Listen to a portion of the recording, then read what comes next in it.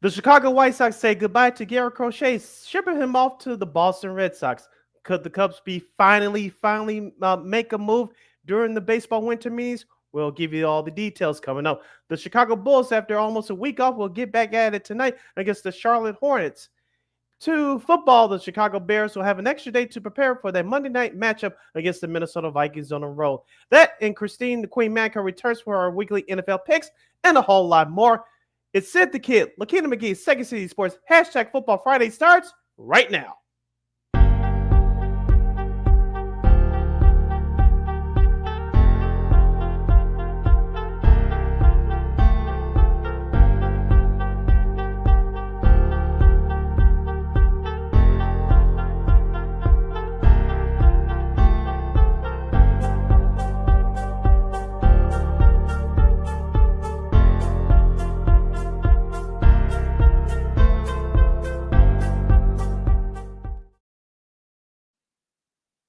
Welcome to another fun-filled Friday edition of Second City Sports. You're live in living color right here on Sports Zone Chicago, along with Miss Lakina McGee, which is she. I ain't 70 Brown. You know that's me. You can follow your Shirley on the Twitter, X, and the IG at SidKid80. Once again, it's SidKid80. That's SIDKID80. That's SIDKID80. You can follow my Lakina McGee on the Twitter, X, and IG. Be sure to download the Sports Zone Chicago app wherever you get your apps. Please follow Sports Zone Chicago on all social media platforms. That's Facebook, X, Instagram, and YouTube. Please subscribe to our podcast. We are located at War Media Podcast. That's WARR Media, PODCASTS. We are on all podcast platforms, including that iHeartRadio app. And while you're at it, please give War Media a follow at WARR Media on all social media platforms. And thank you very much in advance for your support. Like, share, subscribe, and tell your friends. We're not unapologetically fine, and we have very definite opinions. If you have any definite opinion during our 2-hour extravaganza we call a Sports Talk Radio show, you can always look us up at Sports Zone Chicago's Facebook page or at Sports Zone Chicago on YouTube. Type in those questions or comments in the comments section. Look in and we'll get them up on the screen for you. But if you decide to troll and or do something silly, dumb, or stupid, I've given Lakina full powers to give you Dumbos to build and be a boot. Toodles. But before we begin, we must remind you, whether you're watching us live or on the replay, shout out to the replay gang. We're always here for you 24 hours a day, 7 days a week, 365 days a year on Sports Zone Chicago's Facebook page and Sports Zone Chicago on YouTube. And you know we will provide. We're providing you with some of the best heroes Second City Sports. I know it's a little cold outside, but we'll try to keep it warm here with our sports discussion. We'll have Ahmad Hicks from Fox 9 in the Twin Cities join us at the bottom of the hour to preview Monday's Bears Vikings game, and also the sports scene down up in the Twin Cities. Chrissy Manika is back from KXRB. We got our NFL pick'ems, baseball moves. The White Sox made a big move dealing Crochet to Beantown.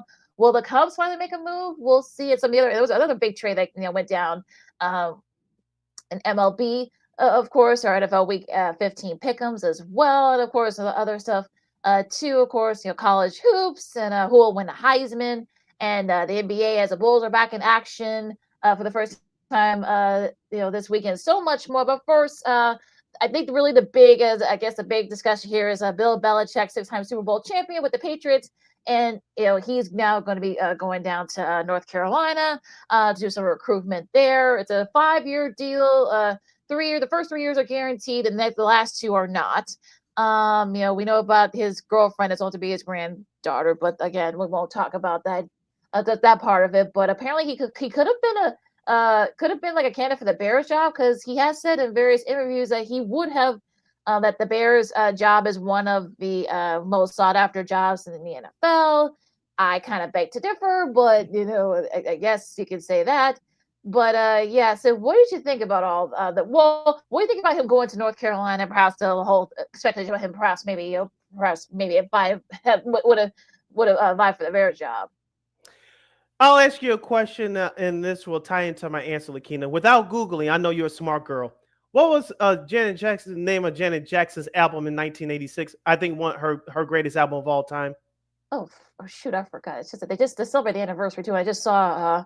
I forgot the name of it. My bad. Control. Control. Control. Lots of control. More on that on another time, that album. But as Yes. far as Bill Belichick is concerned, this is what it's about for him going to North Carolina. Control. And listening to other sports, Boston sports radio outlets, and of course they're more closer to him than we are.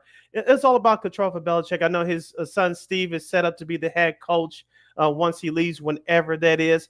Of course, we all know the work that he did with the New England Patriots over the past quarter century. Even though they had various GMs and player personnel directors up there throughout his tenure there, he had a lot of say as far as draft capital and the salary cap and things of that nature. Whether you like him personally or not, most of the moves he made up there worked. 6 Super Bowls later, you cannot argue with the man too much. It's all about control for him. He can lie to the people and say that, well, he always wanted to coach college. Maybe he did at one time, but not now, with the potential of 10 head coaching openings slots in the NFL. I think he read the room.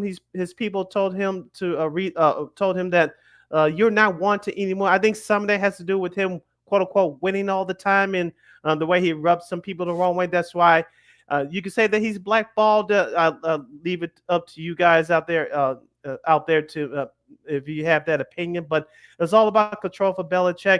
He's going to run it like a pro football camp. Will it work? I don't know. Will he get the top recruits? Maybe. I think because of his name, but I don't think he's going to be successful, at least right away. Unlike some of these other programs, you're in a Power Four conference now. You're playing with the big boys. Yes, you do have a name, but I don't think the players that he gets. Uh oh. Uh oh.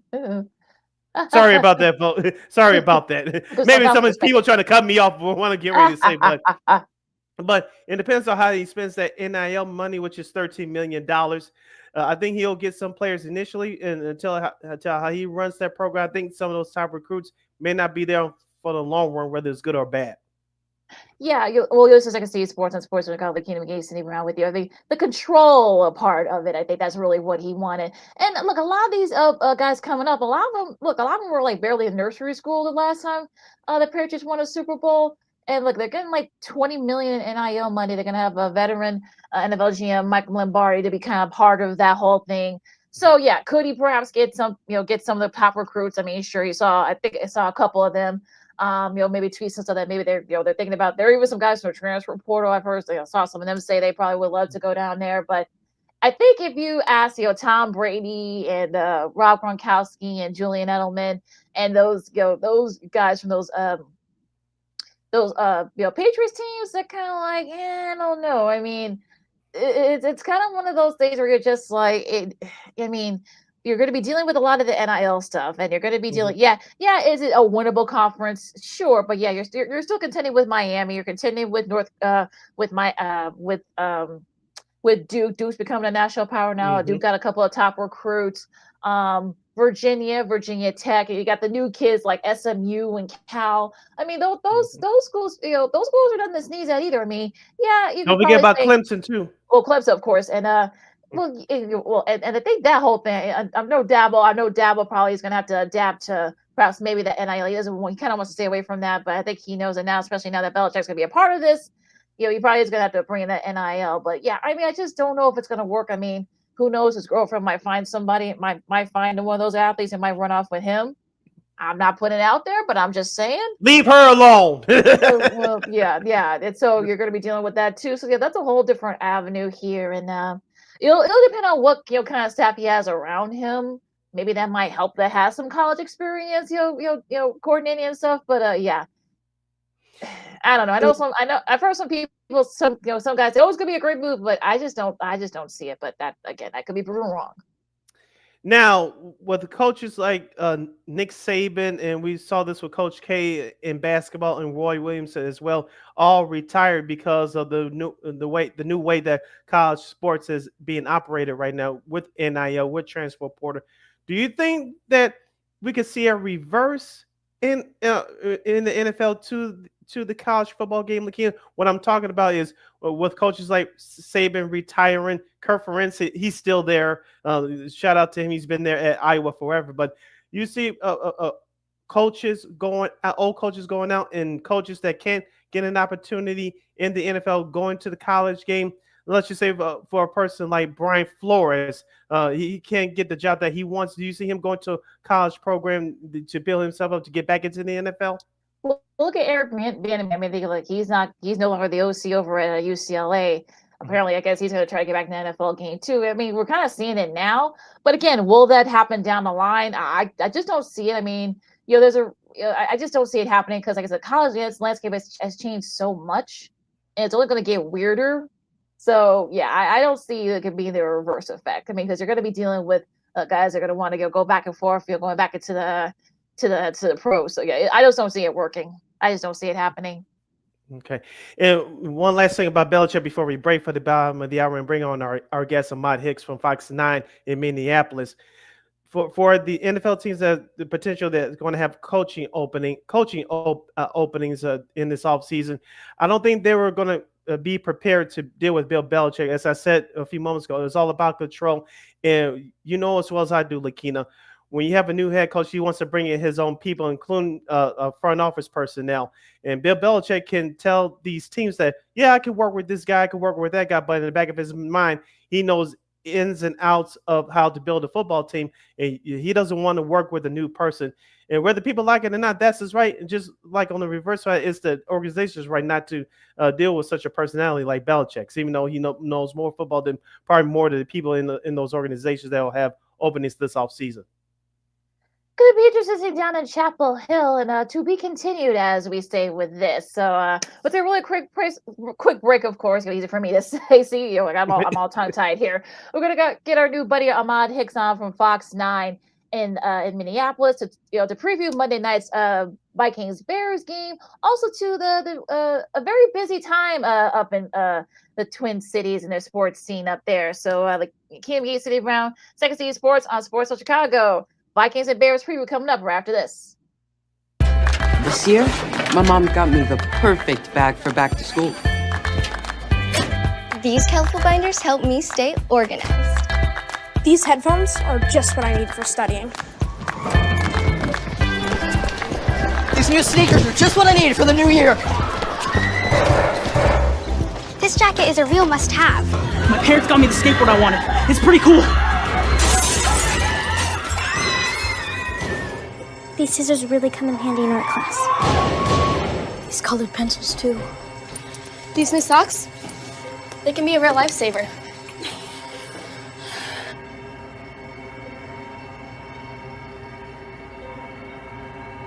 I finally got my own phone to stay in touch with my mom.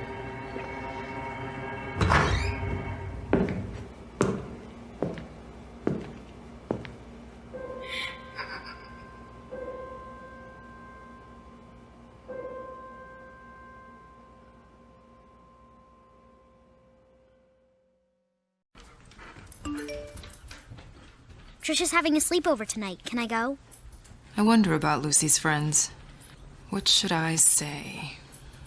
I know you're only 10, but one of these days a friend will offer you a drink. And alcohol at your age can lead to so many things. None of them good. So can I go to the sleepover? Lucy, I want you to promise me I something. finished my homework. Bigger promise. If there's any drinking, I want you to say, "No thanks, not my thing." Mom. I promise you, your real friends won't care. Deal? Sure. Really? I promise, Mom. They really do hear you. Did you pack your toothbrush? For tips on how to start the talk, visit underagedrinking.samhsa.gov. A public service message from the Substance Abuse and Mental Health Services Administration.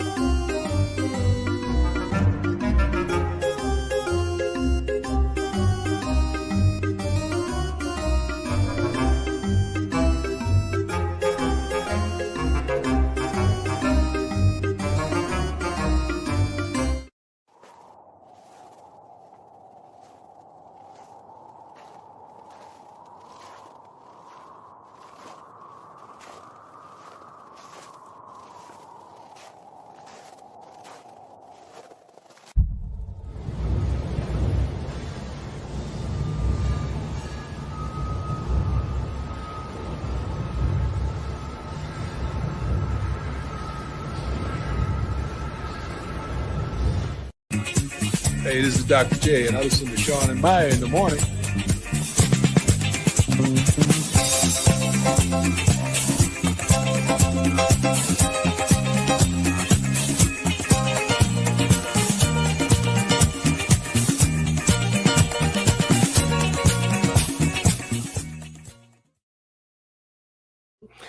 Welcome back to Second City Sports on the hashtag Football Friday edition. You're live in living color right here on Sports Zone Chicago. I'm Sid. That's Lakina. You can follow yours truly on the Twitter X and the IG at SidKid80. Once again, it's SidKid80. That's SIDKID80. That's SIDKID80. You can follow my Kingdom McGee on the Twitter, X and McGee on the IG. We have less than 85 minutes left of this extravaganza we call a Sports Talk Radio Show. If you have any questions or comments for us, especially for our next guest during our Bears Vikings preview for this coming Monday night's contest, you can hit us up at Sports Zone Chicago's Facebook page or Sports Zone Chicago on YouTube. Type in those questions or comments in the comment section. Again, we get them up on the screen for you. All right, Sid. One of the things we love doing here is bringing on new friends to join the show. We got a brand new friend right now. He's a sports anchor reporter over at Fox 9 up in Minneapolis. Here's the one, the only Mr. Ahmad Hicks. Ahmad. Yay! Hey, what's going on, guys? Thanks for having me. No problem. Now, Ahmad, be honest with us here. Minnesota 11-2. Did anybody, any Vikings fans or even you in particular thought that they would be this good coming out of the gate here in week 15? It's funny that you asked that because before the season, I said that I thought the Vikings max win total would be around 10 and a half games. I know Vegas had them at 6.5, but I wouldn't say I was a believer in Sam Darnold being this good. I was a believer in him under Kevin O'Connell with his arm strength and athleticism, something that they didn't have in years prior. So did I think they would be 11-2 right now? No. Did I think they could win 10 games this year and be second in the NFC North? Possibly, yeah. Speaking of Sam Darnold, of course, he has 28 touchdowns and 10 interceptions on the year. He did struggle in the middle of the season, in particular in the month of November, but he bounced back with a great performance last year with those 5 touchdown passes against the Atlanta Falcons. I was listening to a podcast the other day, and this host was talking about making a serious case for Sam Darnold to be in consideration for MVP. Assuming that the Minnesota Vikings have a strong finish to end the regular season, perhaps get a home playoff game, and Sam Darnold plays like he did last week, what percentage do you realistically give him to be in that conversation for league MVP? It's funny that you asked that because I've been getting asked that question a lot more recently, and it wasn't something that we were getting asked, like around week 7, 8, or the end of the season. So if he finished the season strong and he has similar performances that he had this past weekend where he has 5 touchdown passes, over 300 yards, no touchdowns, yeah, you have to have him in consideration with Saquon Barkley and, some of the other greats around the league. He's certainly put up numbers that you can't dispute. The facts are there. Week in and week out, he's showing up. They're showing ways to win, whether that's, close games, blowout games, come from behind games. Like, they're winning in all type of ways. So, Sam Darnold should be in the conversation for MVP. He deserves that respect around the league. Now let's talk about one of his top targets, Justin Jefferson. I mean, he's still breaking franchise records all over the place. Hasn't had really, I don't want to say it's been a disappointing season for Jefferson, but he's kind of had to share the load a little bit. So what's it like dealing with him? And how's he feel about filling into this Kevin O'Connell style offense? Well, he's first class guy. As their offensive coordinator, Wes Phillips said a couple of weeks ago, he was like, when we install plays, every week, there's a 1 option, a 2 option, and a 3 option, and Justin Jefferson is typically the number 1 option. So they're trying to get him the ball, but what you're seeing and what we saw versus the Chicago Bears the first game around, you're seeing 2 to 3 guys guarding Justin Jefferson. So, let's be real. You're talking about 3 of 11 players defensively taking away 1 player. So that's leaving 8 other defenders to guard 10 other guys offensively, So it's like you pick your poison right there. So if you want to take away Justin Jefferson, you got to be ready for Jordan Addison to kill you, or TJ Hockenson, or Aaron Jones. Every one of those players that I just named had over 100 yards versus the Bears in that first matchup. So Justin Jefferson, yeah, you hold him to 2 catches, but everybody else eats. So, he's a team first guy, very humble. What you see on TV, on ESPN, and interviews, he's just like that in person, very humble, treats everyone with respect. He's a first class citizen, and definitely what you want in a role model in the, in the National Football League. Speaking of Jordan Anderson, you mentioned that he had a great game against the Bears last month at Soldier Field. We saw flashes from him last year. Talk to us about his progression from last year to this year. As he teams up with Justin Jefferson, as in my opinion, that they're the best 1-2 wide receiver duo in the National Football League.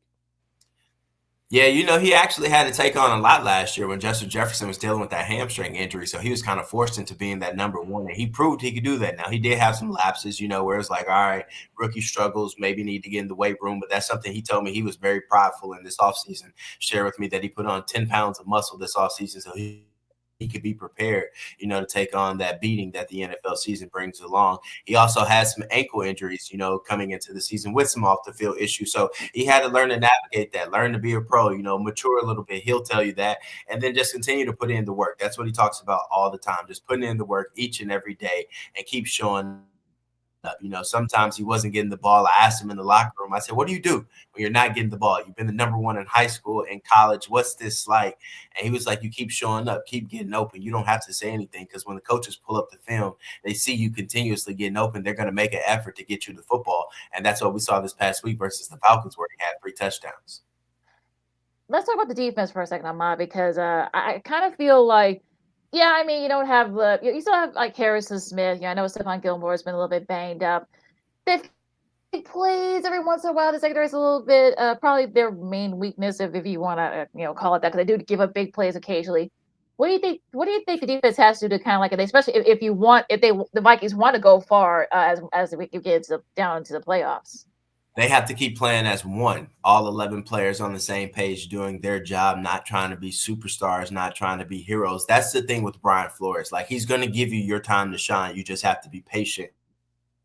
And we've seen all throughout this season, whether Stephon Gilmore getting a late game interception, Cameron Bynum and Josh Metellus getting interceptions and being able to do their celebrations in the end zone, or, whether it's Jonathan Grenard, Andrew Van Ginkel, Dallas Turner, someone showing up, each and every week is someone different. So I think they have to keep playing collectively as one unit. Obviously, like you kind of alluded to, the secondary is more one of their weaker spots, if you want to point out that. Like Byron Murphy Jr., though, he's excelling, has 5 interceptions on the season. I think 5 or 6. So, yeah, he's, but I think, as we all know, like with good quarterbacks that can extend plays, you can test your secondary a little bit more. And this is a secondary that is a little bit older when you're talking about a Stephon Gilmore and a Shaq Griffin out there. So that is one of their weaker spots. And I think we did see that versus the Rams, versus the Matthew Stafford, and versus the Jared Goff, that can kind of make things happen. But in those 2 losses that they had this season, they were without their Blake Cashman. They're starting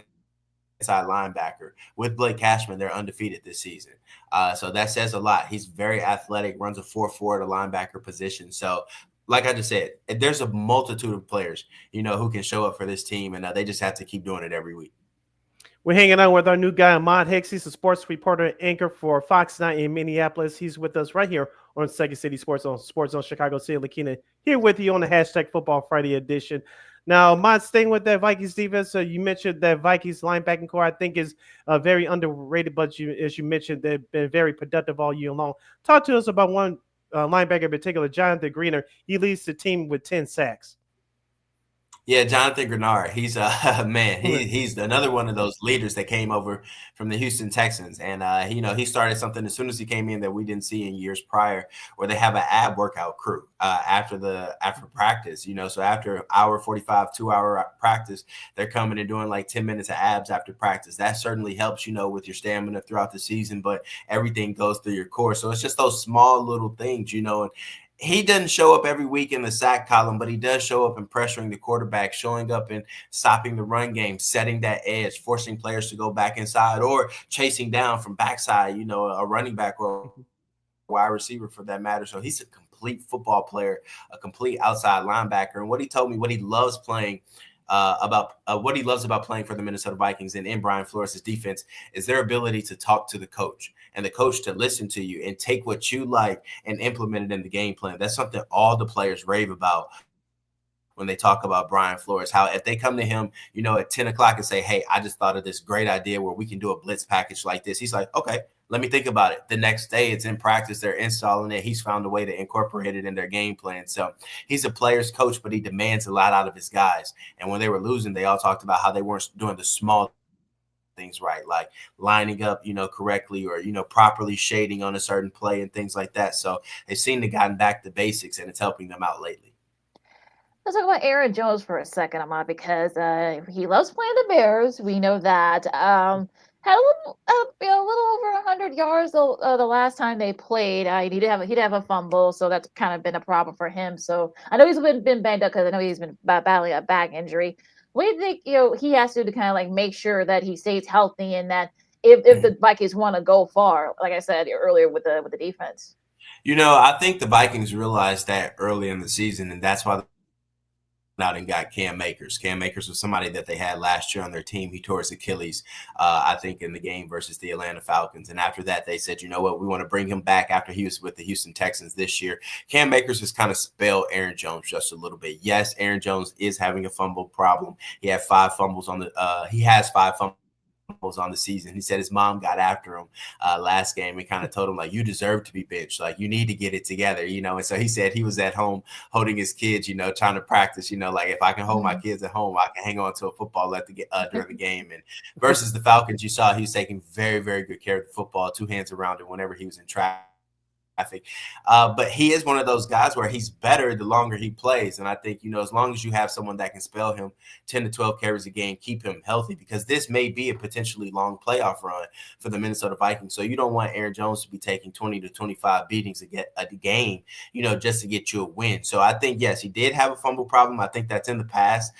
He'll let you know that he needs to do better. But I think this offense is much better when Aaron Jones is thriving and doing what he needs to do. I think they'll say they could have run the ball better throughout this season, but they're starting to pick it up right now. A couple 100-yard games for Aaron Jones now. He's seeing the end zone now a little bit more than he was at the beginning of the season. So, he can catch out the backfield. So he's the complete total package when you're talking about running backs, and he's going to be a vital tool, for this offense moving forward. Before we brought you on the mind, we talked about Bill Belichick not coaching in the NFL anymore. He's going to North Carolina, and we're going to see potentially 10 openings around the National Football League this offseason, including here in Chicago. Of course, one of the candidates is your defensive coordinator, Brian Flores, who's had great workings with the Vikings defense the last 2 years. Talk to us about how much the organization in general and Viking fans are worried about losing Brian Flores potentially after this season. I think you always have to be worried about that. Brian Flores is a tremendous coach, tremendous person. He's very nice. Every time you speak to him, very, very, what's the word I'm looking for? He's very, very caring about others. He cares about others. He's very mindful of what he says, but he cares about the reporters that he talks to every day. He cares about his guys. He's very genuine. And he's just one of those first-class dudes that I talked about, like with some of the other players that they have on this team. Yes, you have to be worried about him getting a head coaching job, but I think the big cloud still surrounds him about the fact that, he's going through a lawsuit against the National Football League, right now. And kind of some things that happened in his past. And kind of if you look at the landscape of the National Football League, like it's not in favor of Black coaches all the time, and certainly being head coaches, and them having to work twice as hard to become head coaches. And when they do become head coaches, they're on a much higher pedestal than others, and they're graded, a lot harsher than some of the other coaches who get fired and bounce back. So I think he has a long road ahead of him if he does want to become a head coach. I think he certainly has all the tools and characteristics to be a head coach. I think he can lead a group of men, to be champions and whatnot on and off the field. But, I think there's still a lot going on in the NFL behind the scenes that we don't know about, that's not getting talked about enough, on why a lot of other coaches other than Brian Flores aren't getting chances that happen to be African-American. So I think that's another story for another day. But yes, I think you have to be worried about that if you're in Minnesota, but I think there's still a lot of hurdles to clear, if you're him in becoming another head coach. Let's go outside the Vikings for a second. Let's start. Let's start with the Timberwolves. They're 12-11 as we're recording this, and they play. They're back in action playing the Lakers tonight. Are you worried about the T-Wolves at this point? You think they can, bounce back? I mean, they're still kind of right there, and like they think of it for one of those playing games. That's the thing, with the sports world and that we've come to in 2024 and these generations like instant success. That's what they want. No one wants struggles, no one wants, the process, no one wants to see things develop. Everyone wants to see winners right away. And I think that's the thing when you're talking about the Timberwolves. They made a big trade. They got rid of one of their focal points in Karl Anthony Towns, who's having tremendous success in New York right now. But you let go of a guy who you pretty much ran your team through until they finally gave the torch and the keys over to Anthony Edwards. And now we're trying to figure out, how do they win around Anthony Edwards? How do they let Anthony Edwards be the superstar of the Minnesota Timberwolves while everyone else is the role player? And I think that's what they're having to figure out right now. So, like you just said, they're 23 games into the season, with Julius Randle and Dante DiVincenzo. So they're still trying to figure everyone out right now. So I think give them until after All-Star break. That's when things heats up. That's when all those regular season games start to matter a little bit more. That's when that defensive intensity starts to, pick up. And I think that's what the Timberwolves will have to rely on again. But I think down the stretch, they'll have more guys defensively. They'll be better defensively. And I think the court will be able to be stretched just a little bit further, because I think last year what they lacked was a guy who could go get a bucket outside of Anthony Edwards and creating their own shot, like when Karl Anthony Towns was struggling. Julius Randle can do that, and Dante DiVincenzo. So I think they'll be all right. Struggle is just a part of the game. Yeah, talk to us about your personal dealings with Anthony Edwards, and it looks like he's going to be one of the new faces going forward to promote the NBA. You still have LeBron, you still have Steph, you still have Kevin Durant. Talk to us about Anthony Edwards. Do you think that he is the new face of the NBA going forward? I asked Brian Windhorst with ESPN this last year during the playoffs, and I said, do you think Anthony Edwards will be the face of the NBA? He said, I think he will be one of the faces. And I think that was a pretty good answer that he gave me, because you still have the Victor Wembanyama's, the Cooper Flags that are going to be coming in next year that are going to be idolized nonstop. Like, you still have LeBron James. He's still in the league. Kevin Durant still there. Kyrie Irving. And I mean, you can't be the man or the face in the league until you win a championship, in my eyes. He had a chance to be one of those guys last year, but Luka Doncic and Kyrie Irving came on their home court and sent them packing. You know what I'm saying? Sent them to the offseason. So if you want to be the man, you got to go through the men and you got to beat them. And I think, going to the 2024 Olympic Games and seeing the Steph Curry's, the LeBron James, and all their work habits and things like that, I think that instilled a lot of focus in him, because he came back. Now he's letting it fly from deep, and he's very confident in that jump shot. I think that will help them, come playoff time. But can he be the face of the NBA? Yeah. Is he the face of the NBA? Not until he wins the title. Few more minutes with Fox 9's Ahmad Hicks here on Second City Sports on Sports Chicago. Keenan McGee sitting around with you, and you got the baseball winter meetings going on, Ahmad, and the Twins. We know how the Twins feel about spending money. Do you see them spending any money during this offseason before we get to spring training? Do you see them making any big moves, or what say you? No, they've already came out and said they're going to be creative in their spending, but they're not going to open up their payroll any more than they did last year. So it's going to be another tough year, for Twins fans. The ownership has come up and said that they're willing to sell, basically because they've heard from fans about how they're unhappy with what they're doing and not putting a championship contender on the field, especially when you slash the payroll after the team made, a slight deep run into the playoffs the year before. So, it's tough times for the baseball team here in Minnesota. Do not see a bright future for them in 2025. I'm hopeful that happens, but, they have a long hill to climb up as well. And it kind of starts with the ownership just hindering the team and, not allowing them to grow and flourish because you're not willing to go out and go pay, top dollar to bring in some help. So, no, I don't see them being big spenders this offseason at all. Even though I'm a White Sox fan, at least your team has been competitive over the recent years outside of 2021 for my White Sox. But that's a whole nother. My White Sox is a whole nother issue for a whole nother time. We spent the last few months with Ahmad Hicks from Fox 9 right here on Second City Sports on Sports on Chicago. Sid Lakina here with you on a hashtag Football Friday edition. Ahmad, reading through your bio a couple of days ago, you grew up in St. Louis. You're a big St. Louis Cardinals fan and the old St. Louis Rams fan. Of course, they're in Los Angeles now. Talk to us about you growing up in St. Louis. Who gave you that passion and that development for the love of sports? Uh, it's funny that you asked that because sports was just kind of what I knew growing up. I was in my family kind of referred to as the jock of the family, like it was sweatpants and a hoodie for me every day, and some sneakers. And we in high school we were going to football practice, we were going to basketball practice, we were going to track practice. Ever since I could remember, like I always played a sport growing up. Like I wasn't one of those kids on the video game inside, playing the video game. I was always outside playing basketball, riding my bike, across the street playing football, touch football with my friends, or even tackle football outside on the concrete. So it was just one of those things that I was like, I always had a dream, to play in the National Football League or the NBA or MLB, kind of like all your other friends growing up. Everyone has a dream and idolizes, a professional athlete. But my parents humbled me, being from St. Louis, very tough upbringing. And they kind of always let me know, like, if you dream big, but you better have a 1B.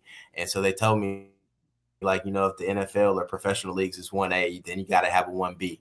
And so 1B for me was always journalism. It was a way for me to be around the game, not have to do all the strenuous workouts and, take a beating like some of those players go through, but a chance for me to just step in front of a camera, but also be at those games, be at those events and get to witness all of those things and get paid to do it. And so I was fortunate enough to go to a high school where we had, a television broadcast starting in middle school. And then by the time I was in high school, I was reading off a teleprompter. We were writing scripts and things like that. So had a D2 football scholarship to Missouri Western, where the Kansas City Chiefs host training camp every year. And I was very fortunate to have a scholarship there. And I was a defensive back there.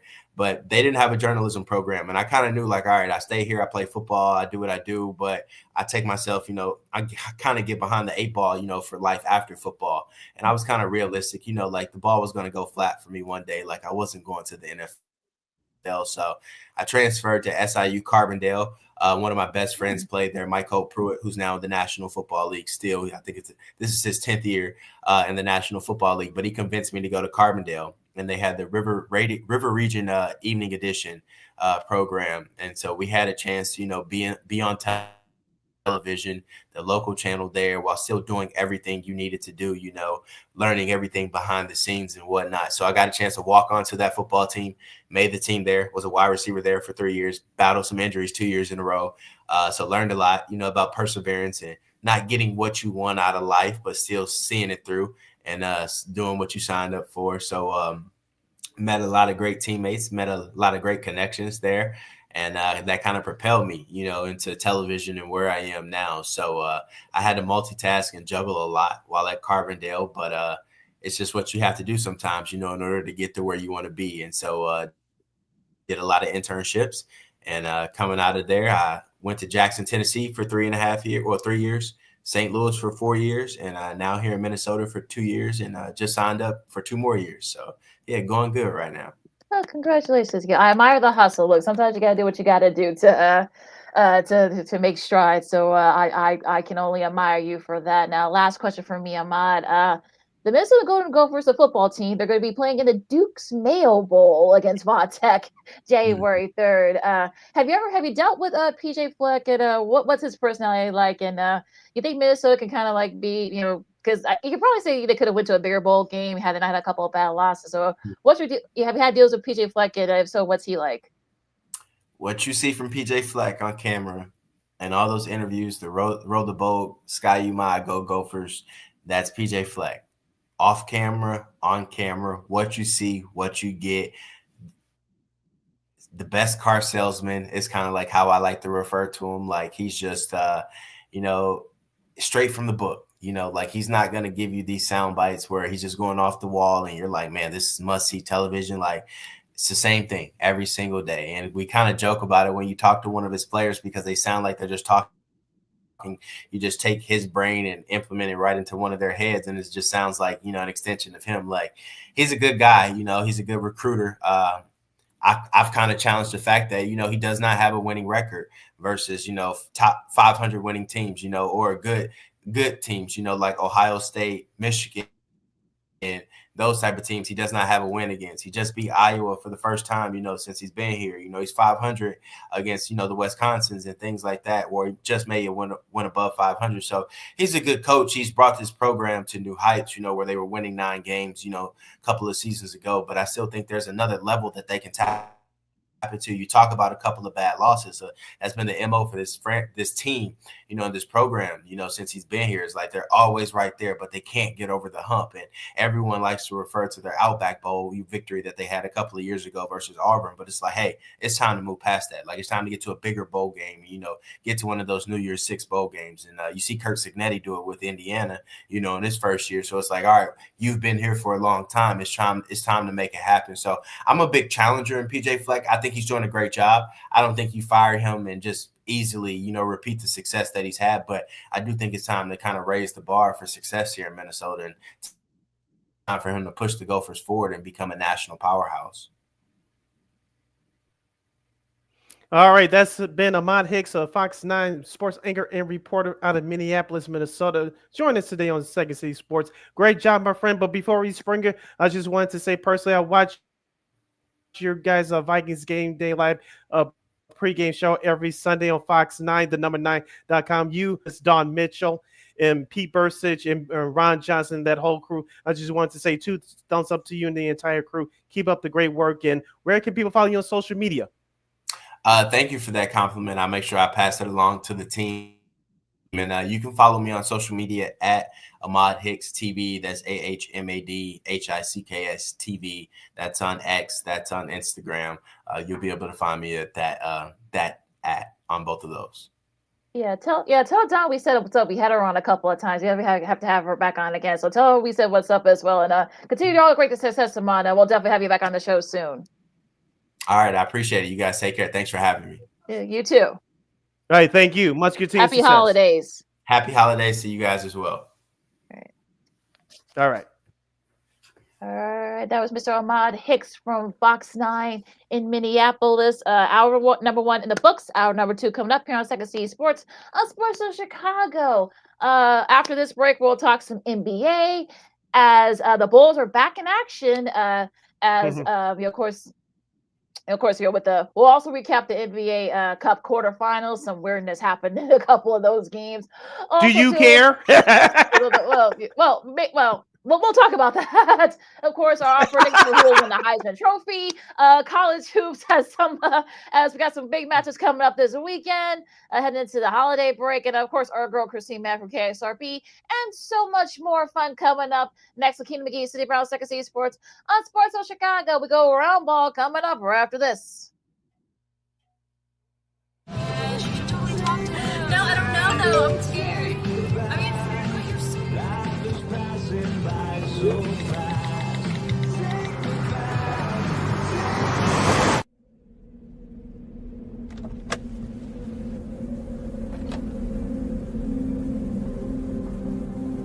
Do you know that you're in my lane? No, not at all. Are you not paying attention? Are you texting? I was just checking in with my mom. I was telling her that I thought we'd be home by 6. It's okay. There's enough time. Just pay attention. I'm not even halfway through my text. There's no way. I'm not even going to look up. My babies are in the car. You have to pay attention. It's just supposed to be a quick text. I'm so sorry.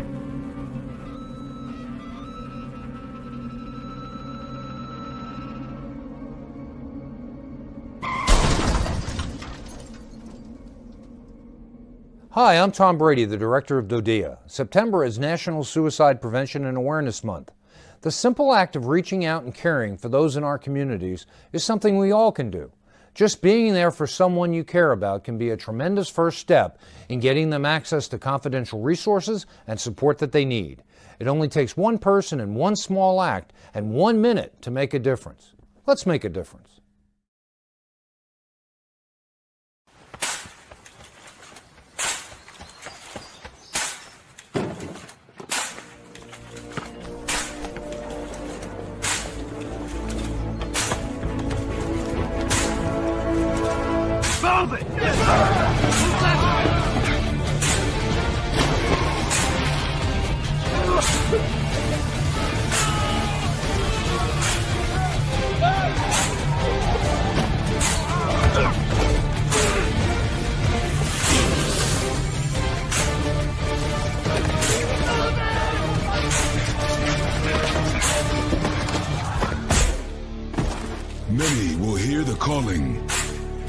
few will earn the title. United States Marine. The few, the proud, the Marines.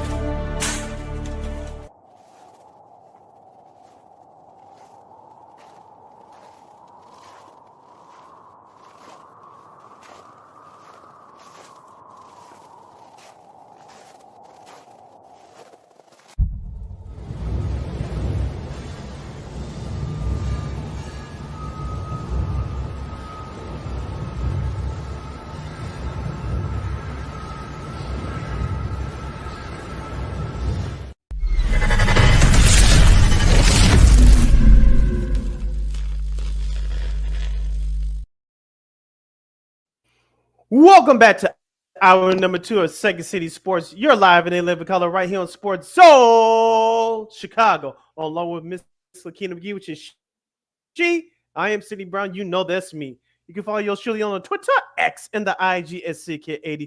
Once again, it's SidKid80. That's SIDKID80. That's SIDKID80. You can follow my Lakina McGee on the Twitter, X, and IG.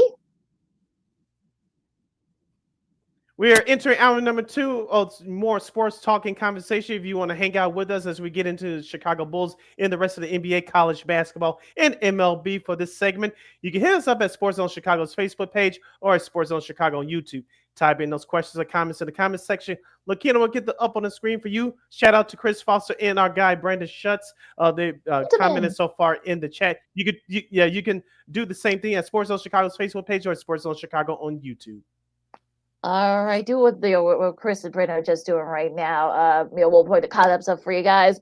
The Bulls are back in action tonight against Charlotte after a few days off. But I guess they're like the trade news are kind of coming up here. I know it's a little early, but this is according to Brett Siegel, of course, who does great work for Clutch Points, National NBA Insider there. He says that the Lakers, the Warriors, and Pelicans and Pistons are among the teams showing interest in Vucevic, Nikola Vucevic, and several other teams may very well emerge for suitors. I have the trade deadline, given his production and experience. So, Sid, what do you think about this latest development? Do you think Vuce will be on the move? I think he will be on the move because he's a guy that, as we talked about Lakina since his time with the Chicago Bulls, going back to his time before they went the Orlando Magic. He's a very good post-up player who can shoot the ball from the outside, not just from outside the paint, but he can shoot the ball from 3 as well. So he's a versatile big guy, kind of what you need in today's game. He's not the world's greatest defensive player, but he'll give you maximum effort there. So I'm not surprised at those teams that you just listed that want his services. You know what team, and I heard David Aldridge, I believe it was on Stacey King's Give Me the Hot Sauce podcast about a year or two ago. The Warriors, even with this variation of this Warriors group now, they could use a guy like Nikolai Vucevic, take that pressure off of Draymond Green so he could solely focus on the defensive end. He'll help out Andrew Wiggins. He'll help out Buddy Hield, and he'll take a little bit more. That's just more pressure off of Steph Curry as well. Yeah, it's gonna be interesting to see like what other teams are gonna emerge, because I think out of those two teams, I mean the Lakers really don't really have much anything to give to the Bulls. The Pistons have a lot of picks, but you really, if you're Vuce, do you really want to go to a place like Detroit where they're not gonna be vying for a spot anytime soon? No. So I know they're much improved, but no. Yeah, so I don't know if that's going to be the case here, but it'll be interesting to see what happens with this, because I'm looking forward to seeing like more and more. I'm sure it's going to be like more, so it's going to come out, so there's going to be more rumors are going to emerge. So we'll see what happens. With that, we'll keep you guys updated there. But going into this game against Charlotte tonight, Charlotte's given the Bulls fits over the years, and it's going to be interesting to see, like the Bulls, especially since it's going to be their first game, playing this week, and we'll see. They may be a little bit rusty. We'll see if Lonzo plays tonight. Charlotte, they've been up and down lately, so they're 7-17. I'm talking about the Hornets are. So there really is no reason why the Bulls, can't win this game tonight. But again, you never know. Yeah, for Charlotte, I know Brandon Miller's having a good sophomore season. He's the leader of the team there. I know that LaMelo Ball, Lonzo's younger brother, I think is questionable tonight whether he plays or not. If he plays, I think Charlotte will have that increases their chances of beating the Bulls tonight at the UC. But if LaMelo Ball doesn't play, then like you said, Lakina, it should not there should be no excuse why the Bulls should win this game. Almost going away handily tonight. But I want to talk to you along with our listeners and viewers about some of the progression that have been. Yeah, if you guys got a chance to watch some of these games on CHSN about Matas Buzelis and of course Julian Phillips. I know Patrick Williams is supposed to return tonight for the Chicago Bulls, so that gives the Bulls a big boost there. But I want to get your thoughts about Matas Buzelis and my guy Jalen Smith and Julian Phillips, some of the young guys as you've seen on this scene, how they improved since Patrick Williams has been out the last few weeks. Yeah, it's gonna be just like I said. I mean, those guys are gonna step up against your LaMelo Balls and such. So yeah, I'm kind of thinking of where the Bulls are gonna be at this point.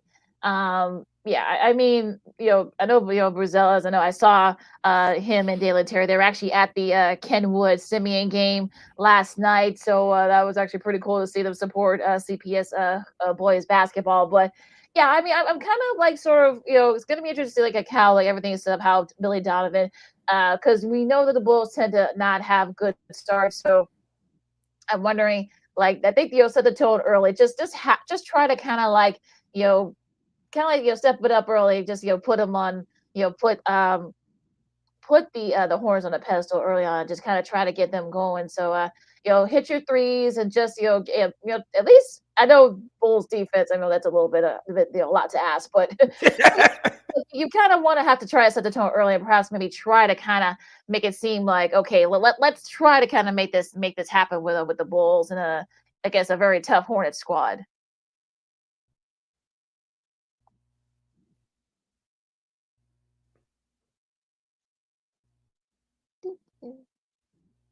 Uh-oh. I think we lost Sid here. Yeah, I think Sid, you're all frozen, dear. You better come in and come right back. But yeah, I mean, I think like I said, the Bulls and this matchup against the Hornets tonight, I think it's going to be kind of interesting, like how all this sort of is kind of plays out. Like I said, get that quick start going, and then perhaps maybe try to play some type of defense, especially in the interior, because we know that's going to be a problem for the Bulls. Yeah, hopefully they've been working on that in practice since we're going to talk about the Bulls working on their defense in particular in the interior. That's been the problem with this team in years past. And so I expect them to have a better effort tonight on that end, whoever's playing for Charlotte outside of Brandon Miller, and they should walk out of the way with the victory. One more question I have for you about the Bulls before we move on. We all know that you mentioned you did not mention this name, Zach LaVine. He's going to be a subject of trade rumors the way he's been playing lately too. So get ready for that. But I want to ask you: he's been struggling shooting over the last couple of weeks compared to the start of the season? Are you worried about Kobe White right now, or are you giving him just a little bit more time to straighten out his offensive issues? Yeah, I think I'm giving him a little bit more time. I know he's been kind of in and out of the lineup. I know he was out for a little bit. So I think, for me, I think this is sort of like a point where I think, look, give him a little bit of time. I mean, just, get him, going in the offensive end and get it, just like I said, with all the guys, he's kind of like the guy now with DeMar DeRozan now in Sacramento. And I think he needs still kind of adjust to that. So I would say, like, give him a little bit more time before, I started, becoming worried about him. Yeah, I kind of agreement with you there. You're listening to Second City Sports, the Sports Zone Chicago City. Lakina here with you on the hashtag Football Friday, talking some buckets, both college and pro. We'll get to college in just a second, but let's dip into the rest of the NBA action. I know there was some action last night, Lakina, but I want to get to these NBA Cup games that took place this past Tuesday and Wednesday. I want to start out with the Wednesday games. The Atlanta Hawks beat the Knicks by 8 at MSG. Trae Young, the Hawks led the way there. But it was in the second game, it was the Houston Rockets beating the Golden State Warriors in Houston 91-90. Controversial call at the end there, Lakina. It was a jump ball. We all thought it was going to be a jump ball there after Steph Curry, I believe, missed the shot. Dylan Brooks of the Rockets was trying to call timeout, but it was a foul called on the Warriors. Jalen Green hits 2 free throws, which ended up being the game-winning points for the Houston Rockets. And we had a couple of good games the night before, especially featuring Dallas and OKC. This NBA Cup thing, Lakina, we said it last year. The NBA got away with it because they had the Lakers and the Pacers in the final game last year, in the title game last year. This year it's been blah, to be honest with you. But these last 2 nights, Lakina, I'm talking about the Tuesday and Wednesday games, they were more enjoyable. Am I still in favor of this thing? No, but at least the games were entertaining. Yeah, shout out to our buddy Spiro Ditas, who had the call of this game. And although he and I think I don't know if that was Grant Hill or Steve Smith, and I know one of them was calling the game with him. And that whole scene was a little bit nutty. And I know Steve Kerr was not very happy after the game. It's probably the most angry I've seen him in recent years. But yeah, that was a weird call there. But yeah, I mean, they were actually pretty. It was a pretty thrilling game. And yeah, I mean, I think look, you get an extra $1 million if you win. You get a nice trophy. I mean, it's bragging rights and nothing else. I mean, because these games don't count. So, it's okay. I mean, look, okay, get a cool trophy, and fine. We'll preview because those games are going to be until this.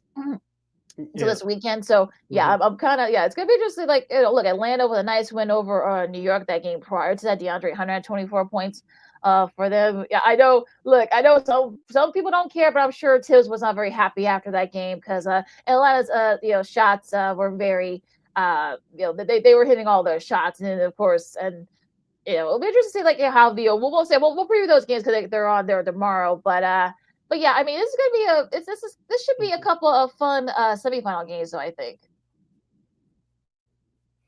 Yeah, I think they'll be very entertaining. Going back to Tuesday's results, I mentioned about the Thunder beating the Dallas Mavericks 118 to 104. Shea Gilgeous-Alexander, top candidate for MVP from last year. It looks like he's going to be there again this year. He had a team high 39 points. In the first game, Milwaukee defeated the Orlando Magic 114 to 109. It looks like even though they lost last Friday at Boston, I'm talking about the Milwaukee Bucks, it looks like they're starting to turn things around a little bit. So Milwaukee is kind of interesting if they stay healthy. I know Chris Middleton just came back a couple weeks ago. If Giannis stays healthy, if Dame stays healthy, I think Milwaukee can be dangerous. But right now, I'm looking at as far as the NBA Cup is concerned. I think the Rockets are dangerous and the Thunder can be dangerous. So whoever takes this, I think is going to benefit more of those younger teams coming up. Lakina, we saw what it did to the Pacers last year. Even though they lost the title game to the Lakers, you saw them. It helped them get into the playoffs. Despite with all the injuries with Milwaukee and whatnot, they took advantage of the deficiencies in the top with those top teams in the conference. They made it all the way to the conference finals last year. Just like we said last year, well, those veteran teams, I know LeBron James cared about it last year, but outside the Lakers, those veteran teams, if we win, okay, because we have bigger goals in mind. With those younger teams trying to establish an identity and gain establish confidence, it means more to those teams. You're going to see that, especially tomorrow night in the title game on Tuesday, whoever reaches the title game on Tuesday. Going to now these games yesterday we're back to the regular NBA schedule for yesterday. Sacramento edged out the Pelicans 111-109. Domantas Sabonis had 32 points there. Tyler Hero had 23 as the Heat held off the Raptors. And Peyton Pritchard had season high 27 as the Celtics had no trouble with the Pistons last night. And going into this weekend's games, and these are the regular NBA games. Washington and Cleveland, Indiana and Philadelphia. Is Philly finally starting to get things going there? We'll see. The Lakers, of course, we talked about our buddy Ahmad Hicks from Fox 9. Minnesota, they host the Lakers tonight. That should be an interesting one there. LeBron James will be out from that one for that one. Yeah, so we're interested to see how that game goes. Brooklyn and Memphis at 7. Charlotte and the Bulls, of course, we talked about that at 7 o'clock on CHSN. The NBA TV game of the week, you got the bust out the antenna, Lakina. The Clippers and Denver. That's going to be the NBA TV game of the week. That should be a fun one down there in Mile High City. Phoenix. We'll see if I think Durant is going to play tonight. I got to double check that. But yeah, they face Utah at 8:30, and San Antonio and Portland face each other at 9 tonight. To Las Vegas we go for tomorrow night's semifinal games in the NBA Cup. As Lakina said, these games will not count as far as regular season standings are concerned, but 2 games will have to be played. First up at 3:30 p.m. tomorrow afternoon from Vegas on TNT, we'll have the Atlanta Hawks and the Milwaukee Bucks in the first semifinal game. In the nightcap at 7:30 p.m. Central Standard Time on ABC, we'll have the Houston Rockets and the OKC Thunder. Now, I think the over-under total is 212.5. Lakina, call me crazy, even though I'm not a betting man. I'm a casual betting brother in my mind anyway. Shout out Jason Goff. I would take the over in those points. I'm definitely looking forward to the second game. Yeah, I mean that's probably be the best game of the two, and you Mm-hmm. got two up and coming teams. I mean, we know where OKC is, what they did last year. Houston tried to be that up and comer, so I'm wondering like how are these two how serious are these two teams going to be played? This could be a slugfest. So I want to know what the ratings are going to be because so far the ratings have been very good. So we'll see if the ratings for these two games might be interesting as well here in this NBA Cup. But yeah, there's two very good matchups coming up. You got Atlanta and Milwaukee. That's gonna be on TNT. You got the ABC matchup between Houston and OKC. Yeah, the race should be interesting because this is gonna be the first Saturday without like primetime college football. So yeah, I want to see how the Rays go for this. All right. And your schedule for the NBA on Sunday looks like this: New Orleans visits Indiana. The Boston Celtics will visit the Washington Wizards in our nation's capital. The New York Knicks will go to Orlando to take on the Magic. Minnesota will face San Antonio. Portland will visit Phoenix. The Sunday night NBA TV game of the night will feature Dallas at Golden State. There's always a classic clash between those two teams. Remember what happened a few weeks ago? Steph Curry went night-night on the Dallas Mavericks. Mm-hmm. I think it was an NBA Cup game. So there should be another classic clash there. And to wrap up your Sunday night schedule, Memphis will battle the Lakers at 8:30 p.m. LeBron should be back for that one. Should I think that's the word? Right, should. Should that's the word is. Sure, should be back for that game. And that's your schedule for this weekend in the NBA, including the NBA Cup semifinals. That will commence tomorrow. You're listening to Second City Sports on Sports All Chicago. Sid Lakina hanging out here with you on the hashtag Football Friday edition. Coming up will be our girl, Miss Christine, the Queen Manika from KXRB in Sioux Falls, South Dakota, with her weekly NFL picks. But first, before we get to baseball, Lakina, you have some news on what the goings on in the world of college basketball. Tell us about it. Yeah, Iowa State came back and beat Iowa in their annual Cy-Hawk series 89-80. Curtis Jones had 23 points off the bench for the number 3 ranked Cyclones. It's probably that their highest ranking, and I guess probably you could say Marcus Pfizer, former Bull, was over there 20 years ago, 20 some odd years ago. Yeah, it's been that long. But TJ Osama has done a great job with that program. Of course, he played there as well around that same time. Excuse me. But yeah, nice comeback win there. Of course, Kentucky no trouble with Colgate. San Diego State no trouble with Cal Baptist. DePaul. I'm not worried about DePaul just yet. I mean, they're kind of getting to the meat of the schedule. They lost to Providence on Wednesday, so. Yeah, kind of getting not back to reality with the Big East scheduling there for Chris Holman and the crew. Tonight, you got Indiana and Nebraska start, Big Ten play at 7 o'clock on Fox. That should be a fun one there. Nebraska has not lost a home game since February of this year. So we'll see if Mike Woodson's Indiana Hoosiers have anything to say about that. Tomorrow's matchups, you've got Memphis and Clemson at 10 a.m. Notice the start time on ESPN, a little early matinee on ESPN2.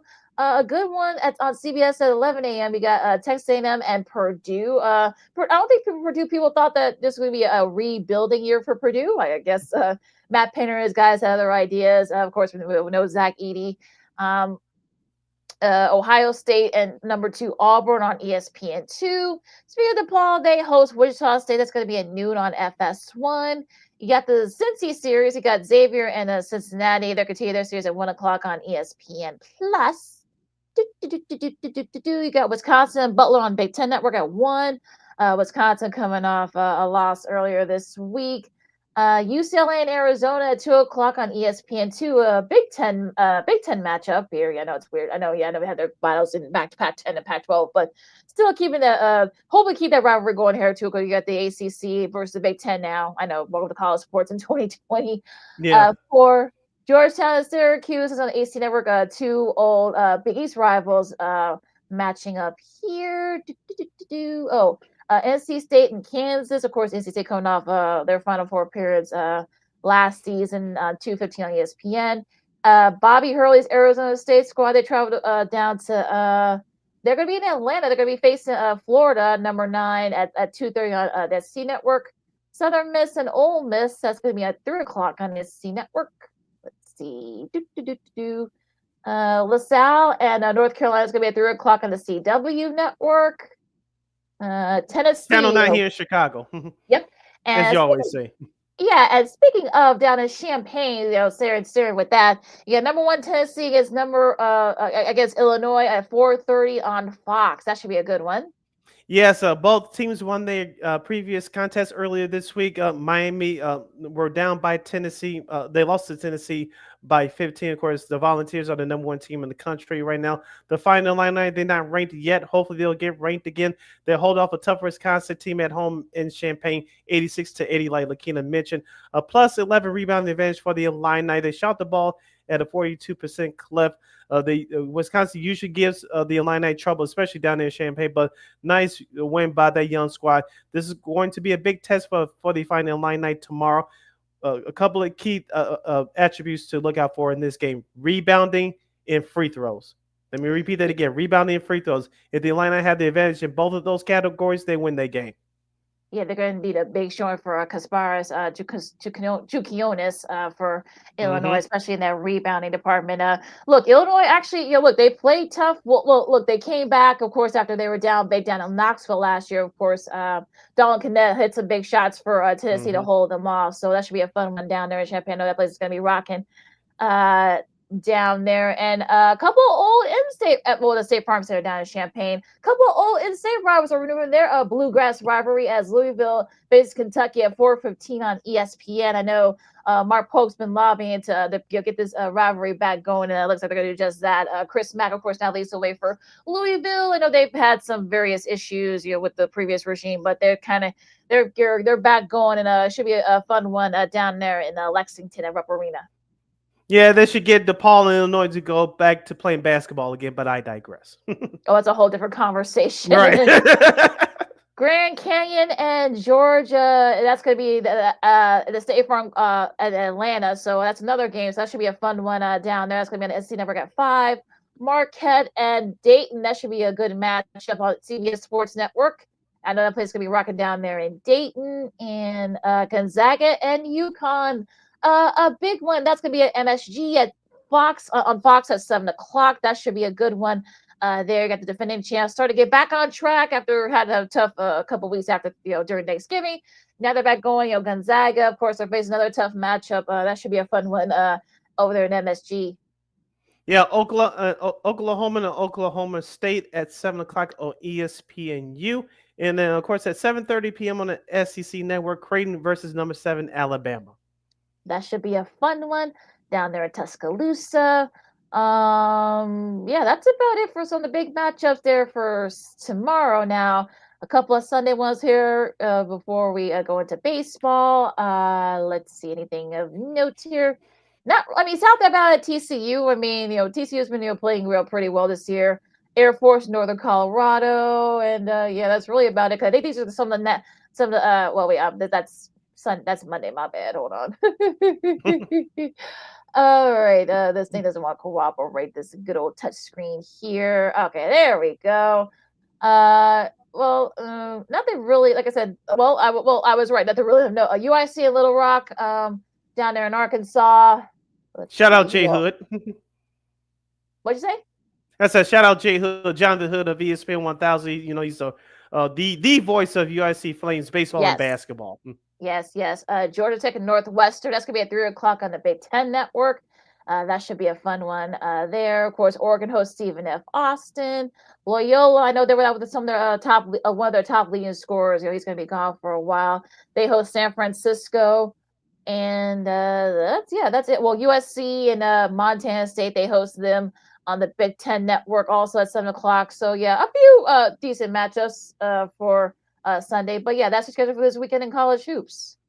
You're listening to Second City Sports Zone, Chicago City. Lakina hanging out here with you. Coming up, we'll be our girl Christine, the Queen Manika, with our weekly NFL picks. Lakina, let's get into some baseball, and we'll get into Christine's thoughts about the Crochet trade, of course, on following the picks on the other side. But I want to get your thoughts on it. The White Sox, we knew that this move was coming. I thought it would come during spring training like this Dylan Cease deal did last year, but Chris Getz stuck to his word. He held out for the right prospects and for the best deal. He got what he wanted, the top three prospects in the Boston Red Sox organization. Garrett Crochet is under control of the Red Sox now for the next 2 years. and the rebuild is still continuing on the south side.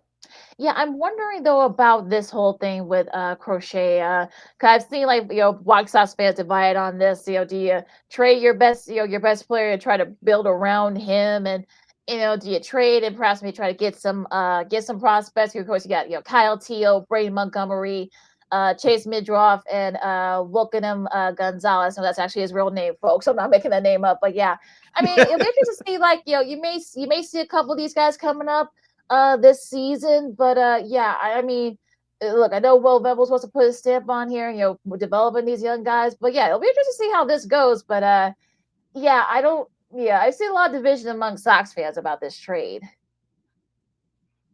Like I was telling a couple of people the other day, as a fan, I am crushed, but as a talking head, we're trying to look things beyond the surface, and we had to give our thoughts of what we know. We knew that this move was coming. I wish Garrett Crochet the best. I think he's going to do well with Boston. Boston has a plethora of former White Sox pitchers now with Lucas Giolito and Liam Hinch. Both of them were injured this past year, so they should be back next year. So watch out for Boston. I'm not saying they're going to the World Series or anything like that, but they're more competitive than our Chicago White Sox. But real quickly, Ken, I was listening to Craig Breslow.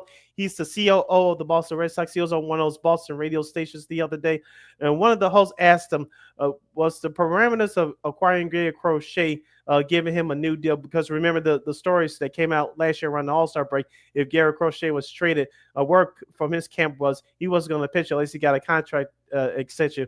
In a roundabout way, Craig Breslow said none of that was a factor of in them acquiring Garrett Crochet. We have him under control for 2 years, and we'll see what happens. Could be interesting to see how they do that with that. They didn't even start pitching, so we'll see if they're going to have to do some load management, perhaps maybe later on this season. Some breaking news here. This is according to Ken Rosenthal from The Athletic. The Cubs are close to acquiring Kyle Tucker from the Astros in a package that led by Jesus Paredes, Hayden Wisniewski, and a third base prospect Cam Smith. So nothing's official yet, but they are close to acquiring it. So I mean, this is a kind of a cost control guy for this year for the Cubs. It looks like Say's not going to be a part of this particular deal. So yeah, I got to see the numbers, the official trade, because it's not official yet. But we'll see what happens. But yeah, interesting developments in the winter meetings. If I was in your seat, Lakina, you should be happy as a Cubs fan. Here's why: because if Seiya Suzuki does well during the first half of the year, you can get him for something during the trade deadline. What happens right now, if this deal occurs, it opens up a potential trade for Cody Bellinger to the New York Yankees. You saw what the Yankees did with Max Fried. We'll talk about it on the other side with Christine following this break. But it can open things up for the Cubs to get more Major League ready players and some contributors because they need to win now. And if this deal happens with Tucker, it opens the door to trade Cody Bellinger. You can get a decent return for players to be ready right now. All right, you know what? Let's do. You want to do this? We'll get Christine's thoughts about the crochet and some of the other trades real quick, or do you want to take a break? We'll take a break first, and then we'll get our thoughts on the flip side. All right, so we're gonna have Miss Christine Mack from KXRB's thoughts on some of these trades. Coming down the pike in the MLB, of course, some sports media news, and of course, our NFL Week 15 picks is getting closer down to the wire, and it's getting a little closer, a little too close, I think, for some of us. Second Seed Sports on Sports of Chicago. Our Christine Mack from KXRB coming up right after this. This year, my mom got me the perfect bag for back to school. These colorful binders help me stay organized. These headphones are just what I need for studying. These new sneakers are just what I needed for the new year. This jacket is a real must-have. My parents got me the skateboard I wanted. It's pretty cool. These scissors really come in handy in art class. These colored pencils, too. These new socks? They can be a real lifesaver.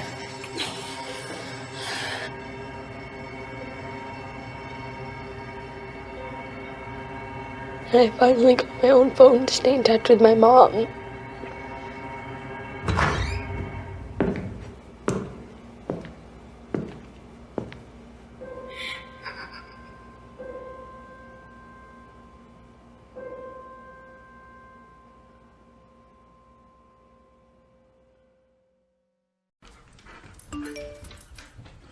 Trisha's having a sleepover tonight. Can I go? I wonder about Lucy's friends. What should I say? I know you're only 10, but one of these days a friend will offer you a drink. And alcohol at your age can lead to so many things. None of them good. So can I go to the sleepover? Lucy, I want you to promise me I something. finished my homework. Bigger promise. If there's any drinking, I want you to say, "No thanks, not my thing." Mom. I promise you. Your real friends won't care. Deal? Sure. Really?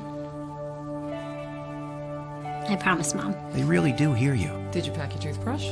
For tips on how to start the talk, visit underagedrinking.samhsa.gov. A public service message from the Substance Abuse and Mental Health Services Administration.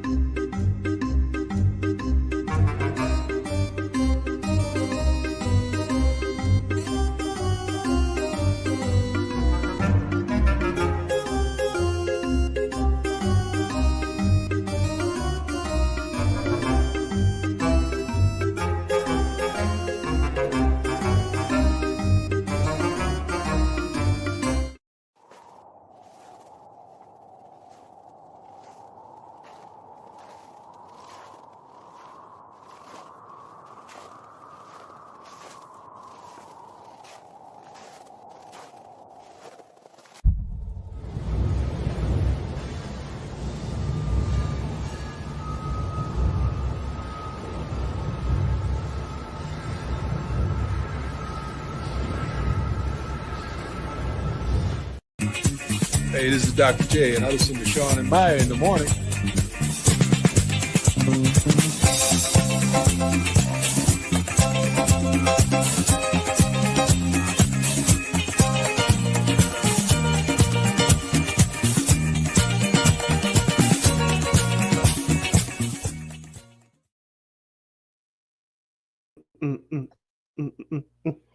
Welcome back to the hashtag Friday football edition of Second City Sports. You're live in the living color right here on Sports Soul Chicago. I'm Sid. That's Lakina. You can follow yours truly on the Twitter, X, and the IG at SidKid80. Once again, it's SidKid80. That's SIDKID80. That's SIDKID80. You follow my Keita McGee on the Twitter, executors again, IG. This is our last break of the show for today and for the week. So if you have any questions or comments for us as we bring on our weekend girl, Miss Christine the Queen Manika, you can hit us up at Sports Zone Chicago's Facebook page or at Sports Zone Chicago on YouTube. Type in those questions or comments in the comment section. Look, you know, get the up on the screen for you. Well, let's you know what? Let's not delay anymore. Let's bring our girl out, Miss Christine the Queen Manika, KXRB. What's up, Christine? Yay! Hello, how are you? We're doing great. How about yourself? You? We're doing good here too. Oh, good. We got a lot to talk with you about, Christine. So let's get the NFL Week 15 picks out the way first before we get to all the other stuff, because there's a lot. Of course, there's a lot that happened while you were away from us. But our pick standings, if you will, Christine, if you had picked Seattle with me instead of Arizona, you could be tied with me, and now I'm like up one. I know. Now I'm up one, 131 to 130. Sid, you're 5 games back of me. So still a few weeks left in the season. So like a lot can still happen. Poor Sid. Yeah, I know. Hey, we all have an off here, Sid. It's you. It happens. Go ahead, throw dirt on me, and then when I stand up here in the next few weeks, raining over you guys, you'll change your tune. Go ahead. All right. Let's get right to it. Of course, no more buy. So it's all straight. Well, you know what? Let's recap our Rams and 49ers real quick in the soggy Santa Clara last night, 12-6. The Rams get the 49ers here, and really not much to say about this game too much, but Devondre Campbell, who of course who's a linebacker for defensive end, I should say, for the 49ers, refused to go back into the game. Now everyone's making a big deal about that. So Christine, I'll start with you. Did you watch the game, or did you watch the highlights, and what do you think about that whole situation with Campbell and that whole deal? Well, I don't think highlights is the right word for that game. It was a pretty low scoring game overall, but I think with Campbell's situation, I just think it's an ego thing that he's kind of going through right now because they just activated Greenleaf again after his injury last year from the Super Bowl with his Achilles. And then he went down again, and now he feels like he's basically a second stringer all over again when he's been working his way all season long to just get benched. So I think that it's more an ego thing, if anything. It's not right. You don't act like that when you're a professional athlete. It's a bad example for the team. It's a bad look for the organization, and it's a bad example for kids to look up to too. So it's unfortunate that it happened the way that it did.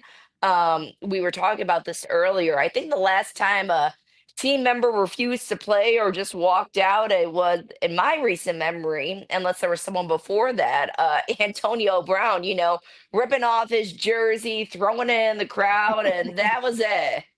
Yep. Let's not forget about Vontae Davis as well, Lakina. A few years ago, the former final Illini Yeah, oh, standout. yeah. He was with the Buffalo Bills. And that whole situation, he decided to retire abruptly, but that's a whole nother issue. But I concur with what Christine said. It's a bad look for himself, bad look for the team, bad look for the organization, and something will happen to the young man. I don't know if he's going to get cut or not or anything, but he will be reprimanded for it. It's just not a good look. The optics are just bad.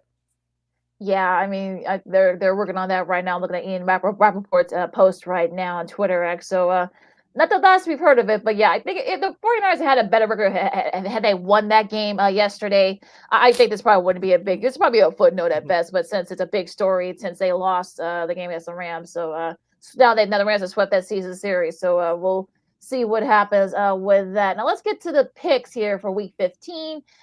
First game up, I got the Cowboys and the Panthers. Very intriguing matchup here. So, of course, the Cowboys coming off a short week. They lost to Cincinnati, one of the few games that Sid actually got right. And I got the Panthers. They've been close in a couple of games. So, Sid, speaking of, you start this one, my friend. Believe it or not, the Panthers are favored by 3 points at home. The first time in a long time they've been favored. You mentioned the Cowboys because of bad special teams. They gave it away to Cincinnati. Shocking. But the Cowboys overall are a better team, even though they're playing without Dak. Rico Dowdle, their young rookie running back, is starting to get his feet wet. Bryce Young on the flip side for the Panthers, he is playing better, but you got Chuba Hubbard. But I think it's going to come down to a field goal, and I think the Cowboys are going to win it. So I'm going with Dallas on the road. Yeah, you kind of hit it right on the head there, Sid. That Dallas actually, even though they don't have Dak on the team right now, they don't look bad. Like this isn't the worst that they have looked. I'll say that. And I don't know why, but I am picking the Cowboys too. I was close last week, but it wasn't close enough. So I'm continuing with this pick. I still think that the Panthers in general are having a down year, but Bryce Young does look better. Yeah, I picked Dallas as well. I was almost tempted to pick Carolina, but then I thought, nah, you know what? I don't know about that. So we'll see what happens with this one. But yeah, it might be an intriguing one down there. I would say take the under on this one, whatever the point spread is. Now, I just want to say here also the good news here, we're a double header on both networks. So both Fox and CBS will be having double headers. So for all you Bears fans that want watch some actually good football on Sunday. Hey, Lakina, no blackouts. No blackouts. Yeah, I know, right? Yes. Oh, God. Oh, Christine, you don't know. Back in the day when Sid and I were younger, oh God, it was we would have like maybe 2 games if at best. So praise the football gods there. Now, next up, we got the Chiefs and the Browns. Christine, you start this one.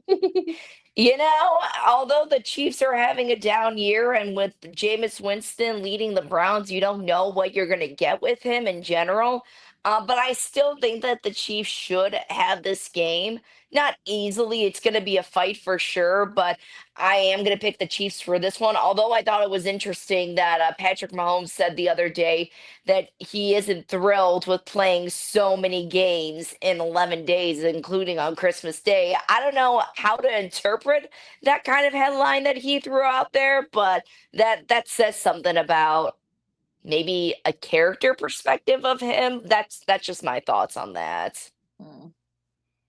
Jameis Winston, you had to ask the heavens above to deliver you a perfect game, but he's not going to help you deliver you from a pick six. He's going to give the Chiefs a pick 6 as the game winner. So the Chiefs going to win on a pick 6 from Jameis Winston going away. So I'm picking Kansas City for those of you scoring at home. Kansas City's favored by 4 on the road. Yeah, I Pray think the they probably. Lord every day that I don't throw another pick 6. Oh yeah, I know, right? My Oh God. my That God. might be look, that's probably the only way they haven't lost a game this year is a pick 6. That's probably how the Chiefs are going to win. Perhaps maybe is a pick 6 from Jameis. It's probably all set up that way. So I think you guys might have put that out there. Yeah. In the ethos. But next one, you got the Dolphins and the Texans. Of course, the Texans really needed that bye last Sunday to kind of everyone to heal up, and hopefully they brush up in that O line, because I think they really need that in order to get CJ Stroud, because he hasn't been a little bit of a slump this year, only about like 15 TD passes, but this year for CJ. But yeah, I think they'll do just enough to win this game. It's gonna be kind of a back and forth game. I think Dolphins will hang out for a little bit, but I think Houston, just because they're a better squad and they're coming off a bye, I think they win it late. They needed the bye week, and apparently they needed that extra week to figure out what to do with Odell Beckham and to make him relevant again this season, because I forgot that he was even on the team until that announcement came through earlier today about him getting released. That's how much of an impact, or little of an impact, that he's made on the team this season. I do think the Texans will get this one just because it is a home game. And again, just like the Chiefs and Browns, it's not going to be an easy game, but they should get this one. I'm going with Houston as well. They need Joe Mixon back healthy, running that offense. He makes their running game and the whole Texans offense go. And they also need Nico Collins to get healthy. He's having a breakout year this year with 49 catches and 4 receiving touchdowns. Yeah, and look out for maybe OBJ return to either the Rams or the Ravens. That's the rumor. So we might see him back in the uniform coming up in a couple weeks. We'll see. Well, our version of the toilet bowl for this week. I feel bad for the small printers supposed to be watching this game on Fox. You got the 3-10 Jets and the 3-10 Jags. Sid. Do I have to? I wish we could skip this game, but unfortunately, contractually, we have to pick. You could just say it's a tie. Like, we haven't had that this season. Can we predict that? Can we predict that? Yeah, we can predict a tie. Why not? Officially, I predict a tie, but if you're looking for a winner, call me crazy, but I'm going with the Jaguars. Okay. I don't know why. Oh. Okay. The Jets are favored by 3.5 for those of you scoring at home. Sid is just, digging himself a deeper hole, but that's okay because I'm going to go with the Jets, but I'm hesitant of picking them because this game is just trash this week. Yeah, I'll pick the Jets too. Someone's got to win this game, I guess. But I was like, can we pray for a tie? I mean, if it doesn't be the tie, does it count like for all three of us, even though we picked I would say so, sure. We're in agreement with that. Okay. Yeah, this could be. Yeah, Yeah, I'll say this could be one of those like 6-3 type of ugly ones. So, well, you got that one last night, your Lakina McGee special with the Rams and 49ers. Oh God, that's true. Yeah. Oh yeah. Well, I mean, these are at least the Rams and 49ers are decent. Of course, your 49ers have been short-handed, but these two teams are just terrible. But again, that's a whole different conversation. But yeah, we'll see what happens there. Now, the Commanders also, speaking of a team coming off a bye, they face New Orleans, and a guy that's literally, I don't know if he literally came off the street for the Saints, but he's going to be the starting quarterback. And I think if you're the Commanders, this is a perfect time to perhaps maybe try to kind of get a hold of one of those wild card spots. I mean, you probably won't win the NFC East, of course.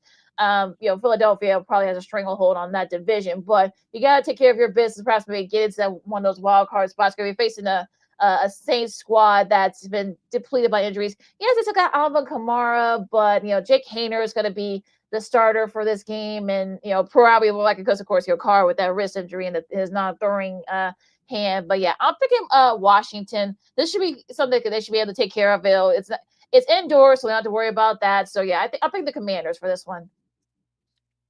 I think the Saints win for having the best picture for a quarterback starting, the most sassiest picture, that's for sure. But I do think the Commanders are going to win this one. Washington, and they're favored by 7.5 on the road. Yeah, see, Vegas knows something we don't. All right. The Ravens, another team coming off a bye. There's gonna be a little bit of a theme here for these next few picks. They face the Giants squad. That's I think what Tommy DeVito is gonna be back there. So Christine, you start this one. I'm going with the Ravens for this one. I just think the Giants are trying to make it through the rest of the season with whatever they can do. Baltimore's favored by 16 points. I think the Giants can do a backdoor cover, but we pick straight up winners on this show. I'm going with Baltimore. The only thing I have concern with Baltimore is they go back to operating on offense like a pedestrian and like watching paint dry. Watch, they'll probably win by 19-10 or 19-14, something like that. If it does, they have big problems. They should be able to blow out this Giants team. So, but I'm going with Baltimore. Like I said, they've come off a bye, so yeah, there's no reason why they shouldn't, win this game. They need every win they can get to stay within striking distance of Pittsburgh and the AFC North. So yeah, they need this win desperate. So I'd be very disappointed if they don't beat them by at least 2 scores. I don't know if they'll win by 16, but yeah, I think they better win by at least 2 scores at the very least. Bengals and Titans. I believe we're gonna have this game on here in Chicago. I think I'm not sure, but. Bengals, of course, they're coming off a short week, a big win at Jerry's World. The Titans let that game slip away against the Jags, last week. But let's be honest. Let's be real. But, look, Jamar Chase wants to get paid, so I'm picking Cincy. I'm picking Cincy for this one, too. Make it easy. The Bengals, and they're favored by 5 on the road. All right. Going to the 3 o'clock games, you got the Patriots and the Cardinals. Christine, you start this one. Going with the Cardinals, just because they got to get their butts kicked somehow, right? And this is a good get-right game for them, I think. So I'm going with the Cardinals. Yeah, Kyler Murray did not play well last week against Seattle. And even though the Cardinals, in my opinion, they're out of the playoff mix, they still have a slight chance of making the playoffs. They'll end this losing streak and they'll get this win against a pesky Patriots team, a bad Patriots team at home. Arizona's favored by 6. Yeah, I'm picking Arizona too. I mean, don't make me look stupid, Arizona. I told our buddy Nick King from ABC 7 in Phoenix. I'm not picking this is probably the last time I'm going to be picking Arizona, so they better not let me down this Sunday. I already told them that. So we'll see what happens in this matchup here. All right, Colts and Broncos. Shout out to everybody. Spiro Diaz will have the call of this game down in a Mile High City. Sid, you start this one. To keep the peace within our family and within Christine's family, I'm going with the Broncos here. I know the Colts have been playing well as of late, a couple of tough wins on the road, but that Broncos team has something special going. They have a young and hungry defense. You have Bo Nix, who could be easily Offensive Rookie of the Year. You still have Courtland Sutton, the star wide receiver for the Broncos. I'm going with the Broncos here. They smell the playoffs in sight. They are favored by 4 at Mile High. Yeah, I'm gonna go with the Broncos here for this pick too. It's an easy decision for me. They are the ones riding on that high, and they're gonna keep going with it. Yeah, I agree. I think I'm picking Denver as well. I just like this is a whole different. I don't think Anthony Richards ever played in the elements. I don't think he ever played in the elements when he was in college. So you're dealing with the altitude. So yeah, that's a whole different experience for people. So we'll see what happens. But yeah, the Broncos should be able to win. So Colts are coming off a bye. Well, actually, both these teams are coming off a bye. So we'll see how both teams look. Yeah, real quick, Christine, is Chris saving up for playoff tickets for the Broncos? Oh boy, I don't know. That would be something.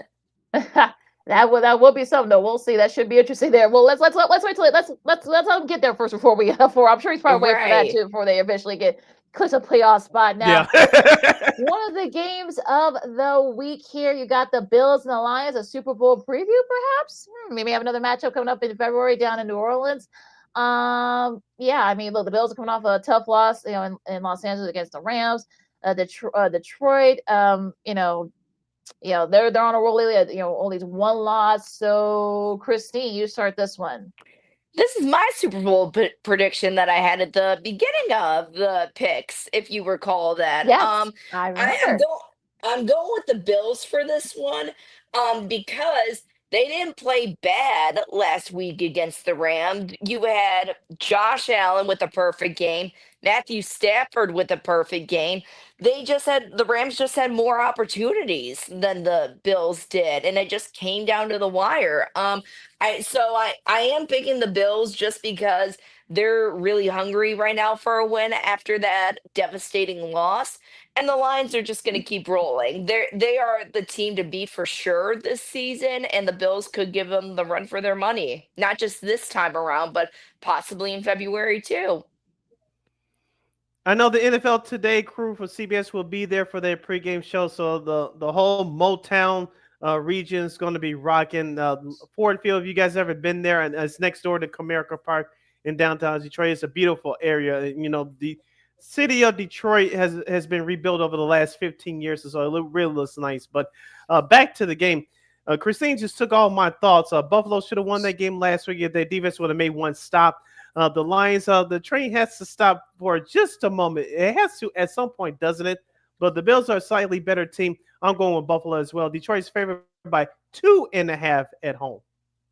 Yeah, I'm a little worried about this one for Detroit. I mean, they've kind of, I don't want to say that they've had like, they Casey, because they have dominated for the most part. They've had they've had a tough one, of course, against Green Bay last week, but I'm thinking Buffalo too. I mean, I know they're probably, they're gonna the defense there, Von Miller and that defense is gonna be really pissed that they let that game slip away against the Rams. So they're gonna take that up for Jared Goff. I think this might be one of those Jared Goff specials sometimes where he throws like 3 or 4 interceptions and they may end up, this time of the day they'll lose this game. I'm talking about Detroit. So it has to end for them eventually. So I'm picking Buffalo as well. Now the other one of the other games of the week, of course, is another doubleheader on Fox.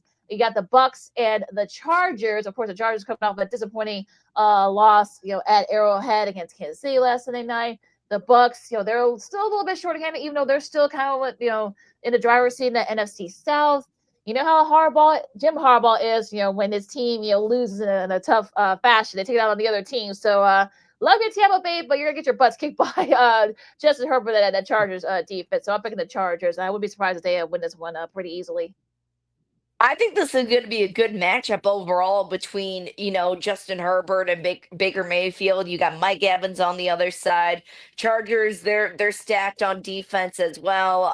So it's going to be a good game, but I think the Chargers will pull this one out. The Chargers are favored by 3 points at home, and I'm taking Los Angeles. Should be a good one here. Now another. Some people say this might be a potential Super Bowl preview. Of course, the other marquee game on Fox at 3:25. You got the Battle of Pennsylvania, the Commonwealth. You got Steelers and Eagles. Sid, you start this one. This also could be another Super Bowl preview. We'll see down the road. But the Steelers have been a sort of surprise this year in the National Football League, definitely with their record. Russell Wilson's having a bounce back here. On the flip side for Philadelphia, we saw this last year, Lakina. Everybody started fighting in amongst each other in the locker room. Yeah. They went on that bad losing streak. It cost them a playoff game against Tampa Bay last year, sending Jason Kelce in retirement crying. But things may be a slightly different this year. Everybody's on edge in Philadelphia, and rightfully so, including their head coach, Nick Sirianni. But I think it's going to be a physical slug-em-out game. I don't think it's going to be much points scored in this game. I think Philadelphia will do just enough to beat the Pittsburgh Steelers. I'm going with Philadelphia. They're currently favored by 5.5 at home. Yeah, they're going to be playing the Philly way. Rough, tough, dirty, whatever they're going to do, they're going to do it. I do think the Eagles have a chance to win this game just because there's a slight advantage in them, I think. And even though Russell Wilson is having a bounce back year, I don't think the Steelers they're good, but I don't think that they're at the level where they once were all those years ago, right now anyway. So I'm picking the Eagles. Yeah, I mean, I know, look, I know Pittsburgh, scored all those points against Cleveland, but I kind of feel like, a different style of play. I think this is definitely going to be like more of the Eagles' specialty. And of course, after the comments, from Brendan Graham, who I think it's a little weird because he's not even playing right now. So I'm a little kind of worried about how he would say these kinds of things.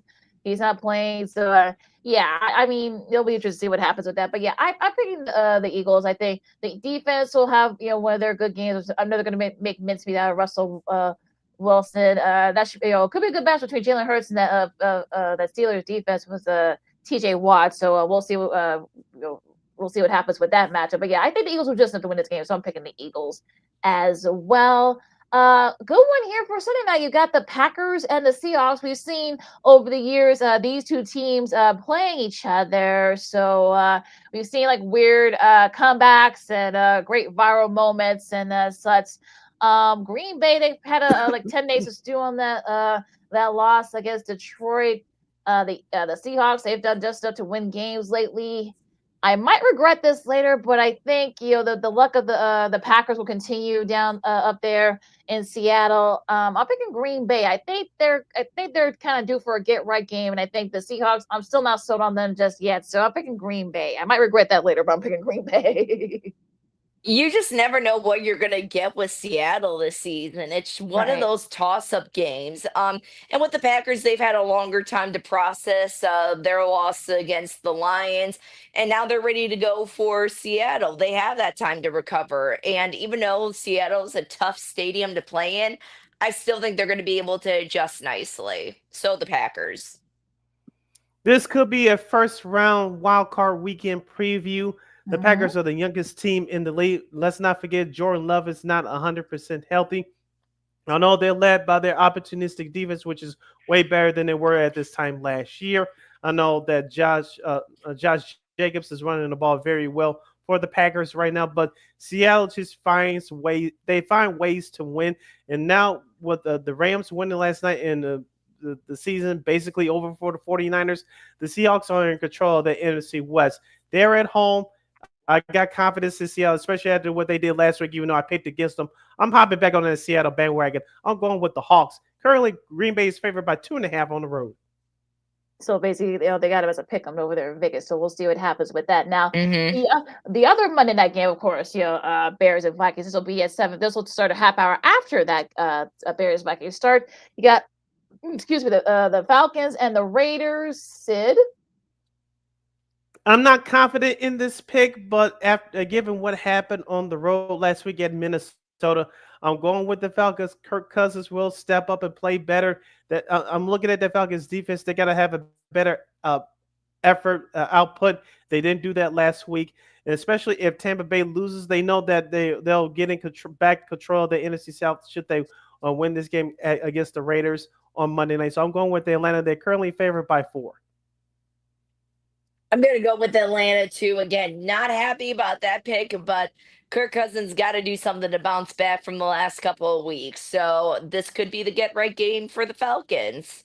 Yeah, I feel the same way. I think Atlanta, because I just there are a lot of people that are screaming for Michael Penix Jr. In Atlanta, so I'm sure that's going to light a fire to Kirk Cousins. I mean, the Raiders, their season's pretty much their season's over and done with. I know some of them are probably just waiting to for the golf game, and of course, like you said, Sid. I mean, if I'm sure if the Buccaneers do lose to the Chargers, I mean they're gonna get back control. So Falcons gonna have extra motivation to play. So we'll see what happens with that one.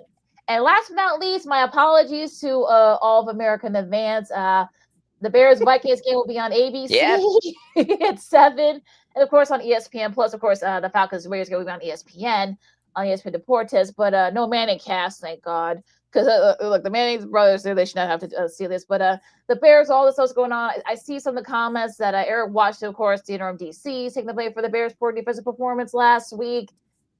You got Minnesota, especially if the Lions lose.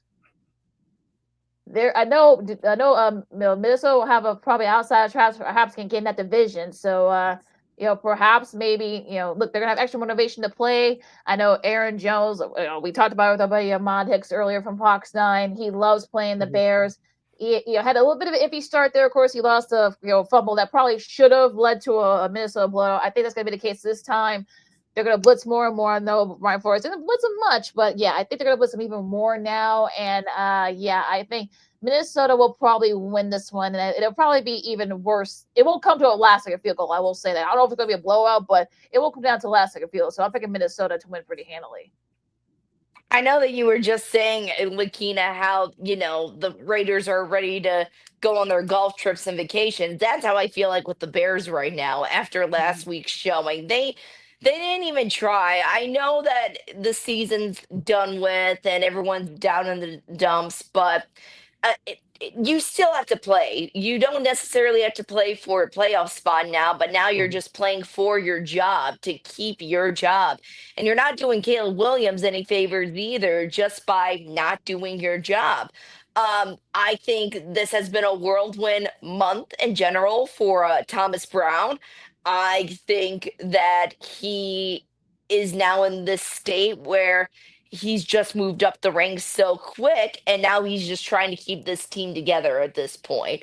Um, I think they should have gotten rid of Eberflus last year, and I mentioned that last year. So this has been a year too late decision and not a good start rookie wise for Roma Dunze, Caleb Williams, any of those guys. Because if you lose your coach right away when you first start off, well, you're kind of in an unbalanced state at the moment. And unlike the last time the Bears played the Vikings, I don't think we'll be as close. I don't think it will go into overtime. And the Vikings, that stadium, US Bank Stadium, very tough with their fans to go in and play for. And I know the Vikings are hungry for it. So it's gonna be the Vikings. Skull.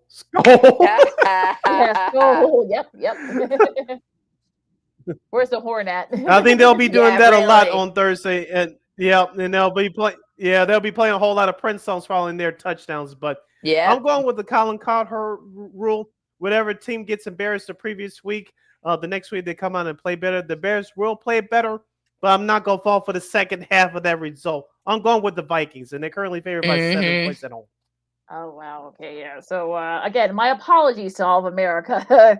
We'll see. Yeah. The Falcons Raiders might be even more interesting, but I don't know. But of course, let's see. They got Devon Dexter. He did not practice today. Neither Ryan Bates nor Roshan Johnson nor DeAndre Swift. That could be a thing to watch out for. So although Elijah Hicks was limited, so was Josh Blackwell. So they might beef up a little bit that front seven a little bit. But we'll see what happens. Yeah, but that is your schedule for NFL Week 15. So great matchups coming up this week, guys.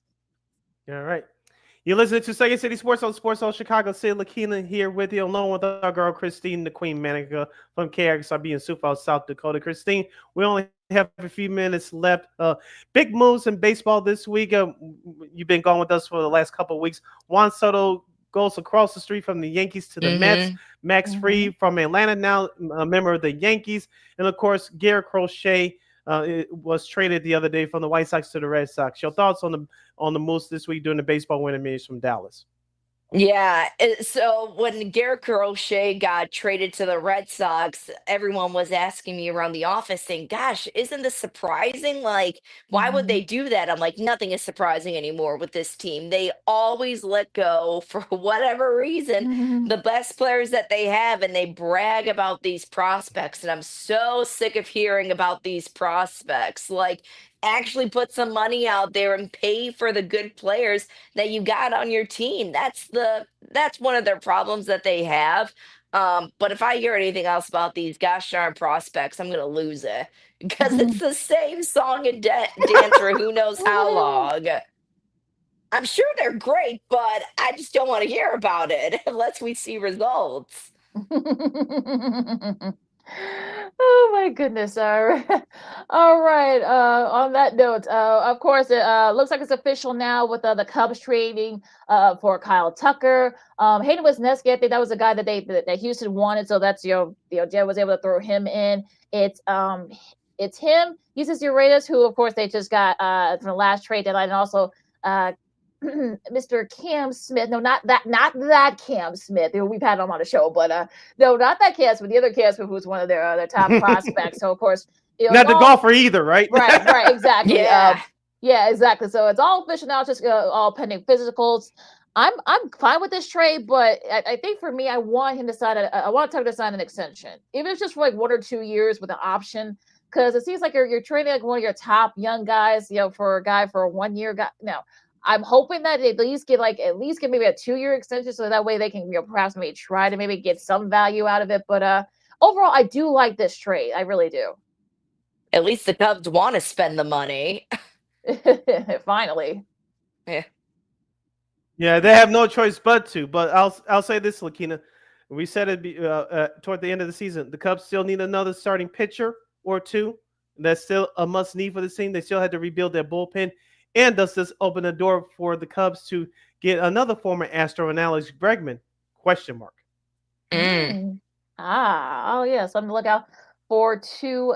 Look out to as well. So yeah, that could be a interesting there. Let's see. Like I said, I like the Max Fried move. That could help. That money that they were going to spend on Soto, they were able to spend on Fried. I think they definitely need to start pitching, so that's a good move for them as well. And there was a big trade involving. The Yankees had another big trade. They trade for closer Devin Williams, from the Brewers. So nice trade for the Yankees. Like I said, pitching was really the issue for the Yankees last year in the end. So they exchanged for they trade Nestor Cortez, one of their prospects, Kayla Durbin, and cash to the Brewers for Devin Williams. So a nice trade for the Yankees to get a two-time closer. So a nice trade for them as well. Excuse me. Yeah, the Yankees got a closer, and like you said, we talked about last year, Lakina. They struggled with the Clayton Holmes, who used to be the closer. He couldn't do it. He got his job got taken away from him midway through last year, and like you said, it ran out of gas against the Dodgers. So they do have a closer now, and for them, I know some Yankee fans don't want to hear this, but it's a blessing in disguise. They didn't get they did not get Juan Soto. They could make out a more well-balanced team to boost up their starting pitching and improve their bullpen. So if they can get another bat, talking about the Yankees, they're still right there in contention in the AL to represent them in the World Series again next year. Nice. Very cool. Now, a couple more notes before we disperse. Christine. Nice for nice for the Notre Dame women. They beat Connecticut. Riel Ivy's done a great job with the Notre Dame women's program. They just like their sixth win against a top 10 team. So good for them. Hannah Hidalgo had I think like 28 points and like 9 rebounds, like 8 assists or something like that in that win over Connecticut.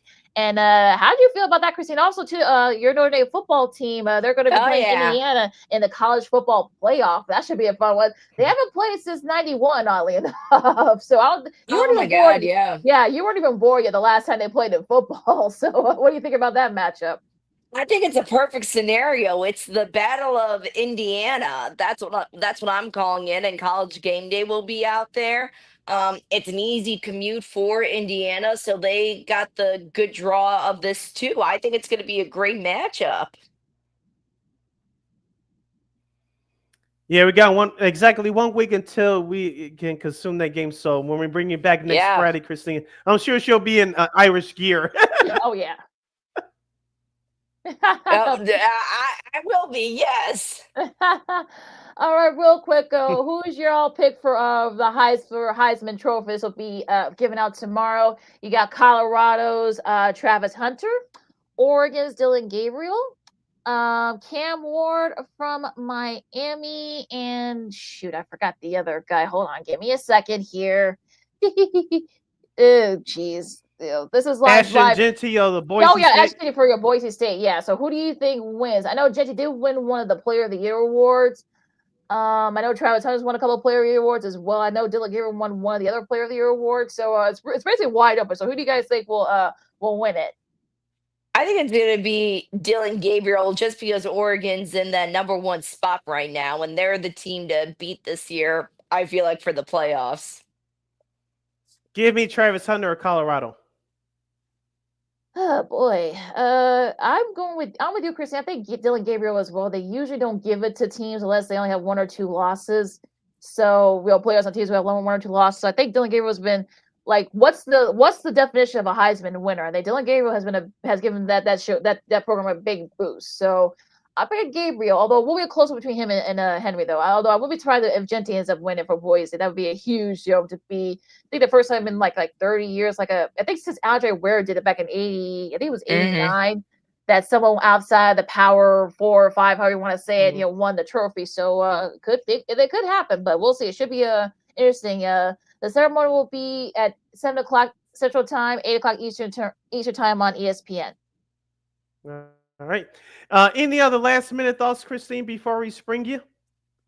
I am okay. Good to go. All right. With that said, you follow my Kingdom McGee on the Twitter, @KXRB, the IG. You can follow your Shirley Sidney Brown on the Twitter, X, and the IG at SidKid80. Once again, it's SidKid80. That's SIDKID80. That's SIDKID80. Christine, where can the lovely people follow you on social media? They can follow me on Twitter at @Manika_KXRB. And she ditched that damn bird. Long Or time did ago Elon do it? now. Yeah, I think I accidentally did it. But then I got a new phone, so it would have been that way anyway. So either way, the bird would have been gone. Yeah, the bird would have gone anyway because you got a new phone. Yeah, that's usually what happens. But of course, you can catch Second City Sports every Monday and Friday from 2 to 2 p.m. Central Standard Time right here on Sports Zone Chicago. One more time, as the kids always say, catch Second City Sports every Monday and Friday from 2 to 2 p.m. Central Standard Time right here on Sports Zone Chicago's Facebook and YouTube channels. Don't forget to download that Sports Zone Chicago app wherever you get your apps. Please follow Sports Zone Chicago on all social media platforms. Please subscribe to our podcast. We're located at War Media Podcast. That's WARR Media, PODCASTS. We are on all podcast platforms, including the iHeartRadio app. And while you're at it, please give War Media a follow at WARR Media on all social media platforms. And thank you very much in advance for your support. Like, share, subscribe, and tell your friends. We'd like to thank Ahmad Hicks, sports reporter and anchor from Fox 9 in Minneapolis, Minnesota. He came on to preview the Bears and Vikings, along with other the sports happenings around the Twin Cities, of course. We'd like to thank our weekend girl, Miss Christine, the Queen Manika. Thank you. Yes, of course. And of course, for Sid and Christine, if you're getting your shopping done, bundle up, stay warm. Don't do anything stupid and be good to each other. For Sid and Christine, I'm Lakina. This has been Second City Sports on Sports of Chicago, and we'll see you guys next week. Holla!